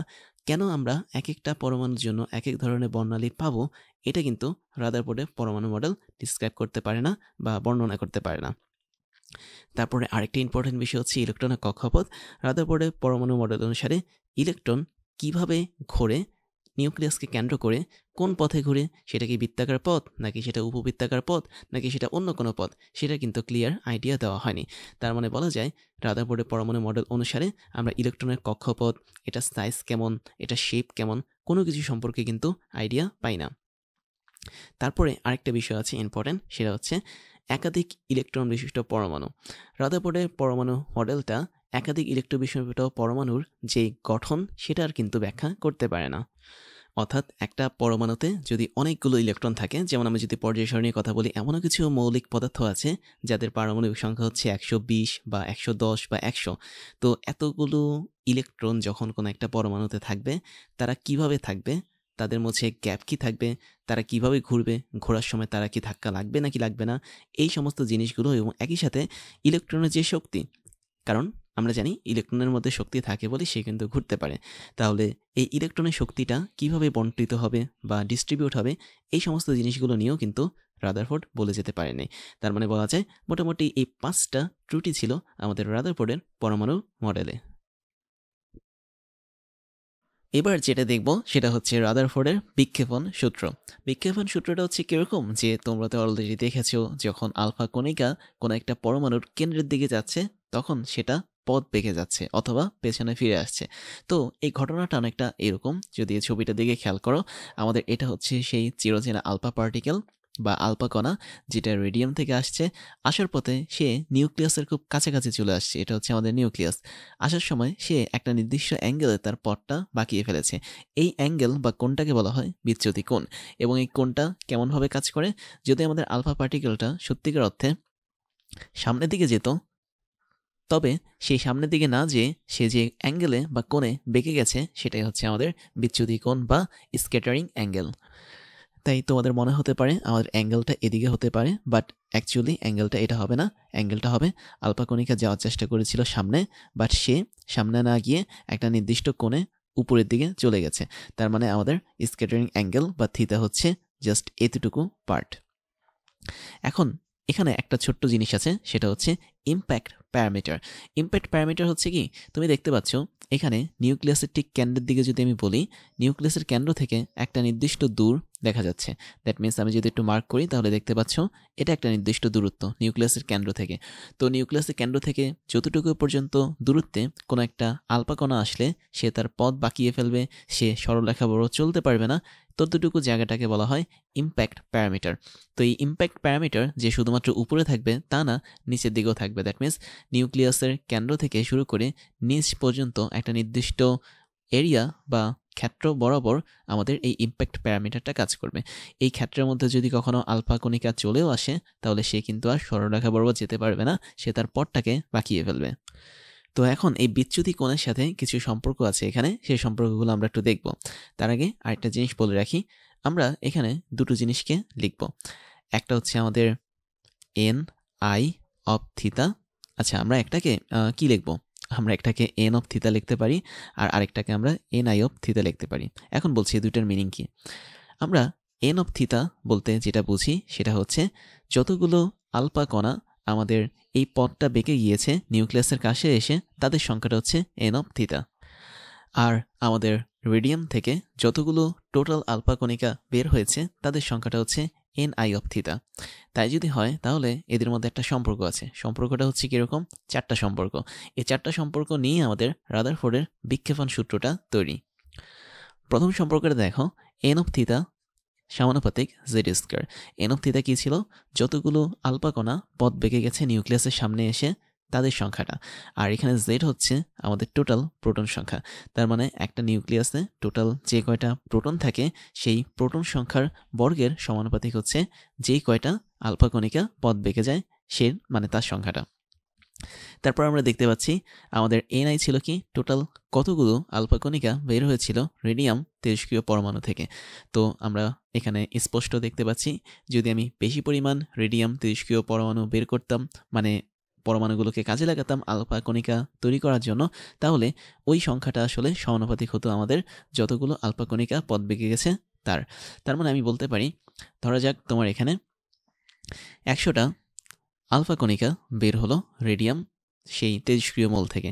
এখন এটাকে আমি আলফা লিখি, আলফা হচ্ছে এরকম। তো এখন 100টা আলফা কণিকার মধ্যে ধরে নিলাম আমি 10টা আলফা কণিকা পথ বেঁকে যায়। এখন আমি যদি এই সংখ্যাটা আরও বাড়াই, দ্যাট মিন্স 100 আলফা কণিকা হচ্ছে এখানে এনআই অফ থিতা হিসেবে কাজ করে, এবং 10টা আলফা পার্টিকেল বা আলফা কণা পথ বেঁকে গেছে, এরা হচ্ছে এন অফ থিতা হিসেবে কাজ করে। এখন আমি যদি এটাকে 200 করি, তার মানে আমি বাড়িয়ে ফেললাম আলফা কণিকার পরিমাণ তেজস্ক্রিয় মৌল থেকে, তাহলে আমাদের পথ বেঁকে যাবে 20টা আলফা পার্টিকেল। এর মানে তুমি যত বেশি পরিমাণ উৎস থেকে আলফা কণার সংখ্যা বাড়াবা তত বেশি পরিমাণ আলফা কণা কিন্তু তার পথ বাঁকিয়ে ফেলবে। তারপরে 3 নম্বর সম্পর্কটা দেখো, এন অফ থিতা মানে হচ্ছে কি, যে কতগুলো আলফা কণা পথ বাঁকিয়ে গেছে তার সংখ্যা, সেটা হচ্ছে 1/ke স্কয়ার। ke মানে হচ্ছে কাইনেটিক এনার্জি, আর এখানে কাইনেটিক এনার্জি বলতে আমরা আলফা কণার গতিশক্তি বা কাইনেটিক এনার্জিকে বুঝছি। তার মানে আমরা যদি বেশি পরিমাণ আলফা কণাকে পেয়ে যাই, তারা পথ বাঁকিয়ে ফেলেছে, তখন তাদের গতিশক্তিটা কিন্তু কম হবে, যেহেতু এখানে দেখতে পাচ্ছ ব্যস্তানুপাতিক সম্পর্ক। আর তুমি যদি দেখো যে কোনো একটা এক্সপেরিমেন্টে খুব কম সংখ্যক আলফা কণিকা পথ বেঁকে ফেলেছে বা বিচ্যুতিকোণ থিতা তৈরি করেছে, তখন বুঝে নেবে ওই সমস্ত আলফা কণাগুলোর গতি অনেক বেশি ছিল। তার মানে এটা অনেকটা মানুষের মতো, যে তোমরা যখন স্কুল কলেজে গেটের সামনে দাঁড়াও, অনেক স্টুডেন্টরা যখন ভিড় করে গেটে ঢোকার সময়, তখন তাদের কিন্তু গতিশক্তি তেমন থাকে না। অর্থাৎ তুমি যখন দেখবে বিভিন্ন ভিড়ে বা বিভিন্ন রকম স্কুল কলেজে গেটের সামনে অনেক স্টুডেন্ট যখন দাঁড়ায়, তখন তারা একসাথে যখন ঢুকতে যায় তখন সেরকম দ্রুত ঢুকতে পারে না। আর যখনই তাদের সংখ্যাটা কমে যায়, মাত্র 10-12 জন হয়ে যায়, তখন তারা সহজেই খুব জোরে দৌড়ে গিয়ে বা গতিশক্তি বাড়িয়ে ভেতরে ঢুকতে পারে। তো এখানে আলফা কণিকাটা হচ্ছে সেম অবস্থা। ফাইনালি আরেকটা জিনিস দেখতে পাচ্ছি, আরেকটা সম্পর্ক আছে রাদারফোর্ডের বিক্ষেপণ সূত্রতে, সেটা হচ্ছে যতগুলো আলফা কণিকা বেঁকে যাবে বা পথ বাঁকাবে তার সংখ্যাটা হচ্ছে 1/sin⁴ θ/2, এটা সমানুপাতিক। এখানে থিতা হচ্ছে কি বিক্ষেপণ কোণ বা স্ক্যাটারিং অ্যাঙ্গেল, বা তোমরা এটাকে বিচ্যুতি কোণও বলতে পারো। এখন এই চারটা সূত্রকে আমি যদি একত্রিত করি তাহলে কিন্তু আমরা একটা সিঙ্গেল সূত্র পাবো। সেই সিঙ্গেল সূত্রটা কি হবে? এন অফ থিতা বা যে কয়টা আলফা কণিকা পথ বেঁকে গেছে তাদের সংখ্যা সমানুপাতিক, দেখতে পাচ্ছ এখানে জেড স্কোয়ার বা প্রোটন সংখ্যার সমানুপাতিক ছিল, এনআই বা টোটাল আলফা কণিকা যে সংখ্যা সেই সংখ্যার সমানুপাতিক ছিল, এবং একই সাথে এটা দুটো জিনিসের ব্যস্তানুপাতিক ছিল। একটা হচ্ছে আমাদের গতিশক্তির বর্গ, দ্যাট মিনস কাইনেটিক এনার্জির স্কোয়ার, এবং ইনটু হচ্ছে সাইন টু দি পাওয়ার 4 যেটা সেটার ব্যস্তানুপাতিক, দ্যাট মিনস θ/2 এর জন্য সাইন টু দি পাওয়ার 4 এর যে ব্যস্তানুপাতিক ছিল সেটা। তো এটা হচ্ছে আমাদের মোটামুটি একটা সম্পর্ক, আমরা এখনো সূত্রে যাইনি। তো তোমরা এই সম্পর্কটা দিয়ে কিন্তু অনেক ধরনের ইকুয়েশনগুলো সলভ করতে পারো বা ম্যাথমেটিক্যাল প্রবলেমগুলো সলভ করতে পারো। আর এই সম্পর্কটা এটাই মিন করে যে কতগুলো আলফা কণিকা আমাদের পথ বেঁকে ফেলবে তার সংখ্যাটা নির্ভর করছে এখানে বেসিক্যালি 4টা জিনিসের উপর। কি কি জিনিস? একটা হচ্ছে প্রোটন সংখ্যা বা জেড, আরেকটা হচ্ছে মোট আলফা কণিকার সংখ্যা বা এনআই, আরেকটা হচ্ছে আলফা কণিকার গতিশক্তি বা কাইনেটিক এনার্জি, আর আরেকটা হচ্ছে শুধুমাত্র থিতা। এখানে কিন্তু সাইন টু দি পাওয়ার 4 θ/2 এর কথা আমি বলবো না, আমি শুধুমাত্র বিক্ষেপণ কোণ বা স্ক্যাটারিং অ্যাঙ্গেল থিতার কথা বলবো। কেননা সাইন একা একা কোনো মিনিং দেয় না আমাদেরকে, শুধুমাত্র থিতাটাই মিনিং দেয়। তাই এই কয়েকটা বিষয় তোমাদের মনে রাখতে হবে রাদারফোর্ডের বিক্ষেপণ সূত্রের জন্য। তারপরে যেটা দেখব, এই যে আমরা এখানে রাদারফোর্ডের বিক্ষেপণ সূত্রটা দেখলাম, এই সূত্রটাকে ইউজ করে আমরা কিন্তু কিছু গ্রাফ বানাতে পারি। কি কি গ্রাফ বানাতে পারি? একটা গ্রাফ বানাতে পারি হচ্ছে কতগুলো আলফা কণিকা পথ বেঁকে গেছে সেটার সংখ্যা, that means N of theta. এটার সাথে আমরা গ্রাফ বানাতে পারি জেড স্কোয়ারের বা জেডের, অর্থাৎ কতগুলো প্রোটন ছিল ওই নিউক্লিয়াসে সেটা। তো এটা একটা সম্পর্ক। আরেকটা সম্পর্ক বানাতে পারি আমি গতিশক্তির সাথে আমাদের কতগুলো আলফা কণিকা বেঁকে গেছে তার সংখ্যার মধ্যে একটা সম্পর্ক তৈরি করতে পারি। এবং ফাইনালি আরেকটা সম্পর্ক তৈরি করতে পারি বিক্ষেপণ কোণ থিতা এবং আমাদের কতগুলো আলফা কণিকা বেঁকে গেছে, that means N of theta, এটার মধ্যে। তাহলে চলো আমরা এখানে 3টা সম্পর্ক তৈরি করি। তো 3টা সম্পর্ক যদি আমি তৈরি করি গ্রাফের মাধ্যমে দেখাই তাহলে ব্যাপারটা অনেকটা এমন হবে। তো প্রথমে আমি যে সম্পর্কটা তোমাদেরকে বলবো সেটা হচ্ছে কি এন সমানুপাতিক আছে, আমরা এন না দিয়ে এন অফ আই দিই, যেটা আমরা অলরেডি দেখেছি। তো এন অফ আই ছিল না, এটা হচ্ছে এন অফ থিতা ছিল আসলে। এন অফ থিতা হচ্ছে কতগুলো আলফা কণা পথ বেগে গেছে সেটার সংখ্যা।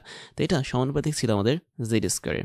জেড স্কোয়ার ছিল কি ওই নিউক্লিয়াসে কয়টা প্রোটন ছিল সেটা সংখ্যাটা হচ্ছে জেড স্কোয়ার। তো এটা একটা সম্পর্ক ছিল, আমরা বাকি সম্পর্কগুলো লিখি। আরেকটা সম্পর্ক ছিল কি এন অফ থিতা, এটা ব্যস্তানুপাতিক ছিল 1/, কাইনেটিক এনার্জির স্কোয়ার। এবং ফাইনালি আমরা আরেকটা সম্পর্ক দেখেছিলাম এন অফ থিতা সমানুপাতিক হচ্ছে 1/, সাইন টু দি পাওয়ার 4 θ/2, এই সম্পর্কটা। এখন এই প্রত্যেকটার গ্রাফ যদি আঁকি তাহলে প্রথমটার গ্রাফ অনেকটা এমন হবে। আমরা এখানে গ্রাফ আঁকার ক্ষেত্রে অবশ্যই মনে রাখবো যেটা ইন্ডিপেন্ডেন্ট বা স্বাধীন সেটাকে এক্স অ্যাক্সিস বরাবর রাখতে হবে, আর যেটা ডিপেন্ডেন্ট বা অধীন সেটাকে আমাদের ওয়াই অ্যাক্সিস বরাবর রাখতে হবে। তো আমি এখানে 3টা গ্রাফ আঁকলাম এক্স আর ওয়াই অ্যাক্সিস মিলে। এখন দেখো এখানে স্বাধীনকে আর অধীনকে, তো আমি স্পষ্ট দেখতে পাচ্ছি যে প্রত্যেকটার মধ্যেই কিন্তু অধীন হচ্ছে এন, দ্যাট মিনস কতগুলো আলফা কণিকা পথ বেঁকে গেছে সেটার সংখ্যাটা হচ্ছে কি অধীন, ডিপেন্ডেন্ট।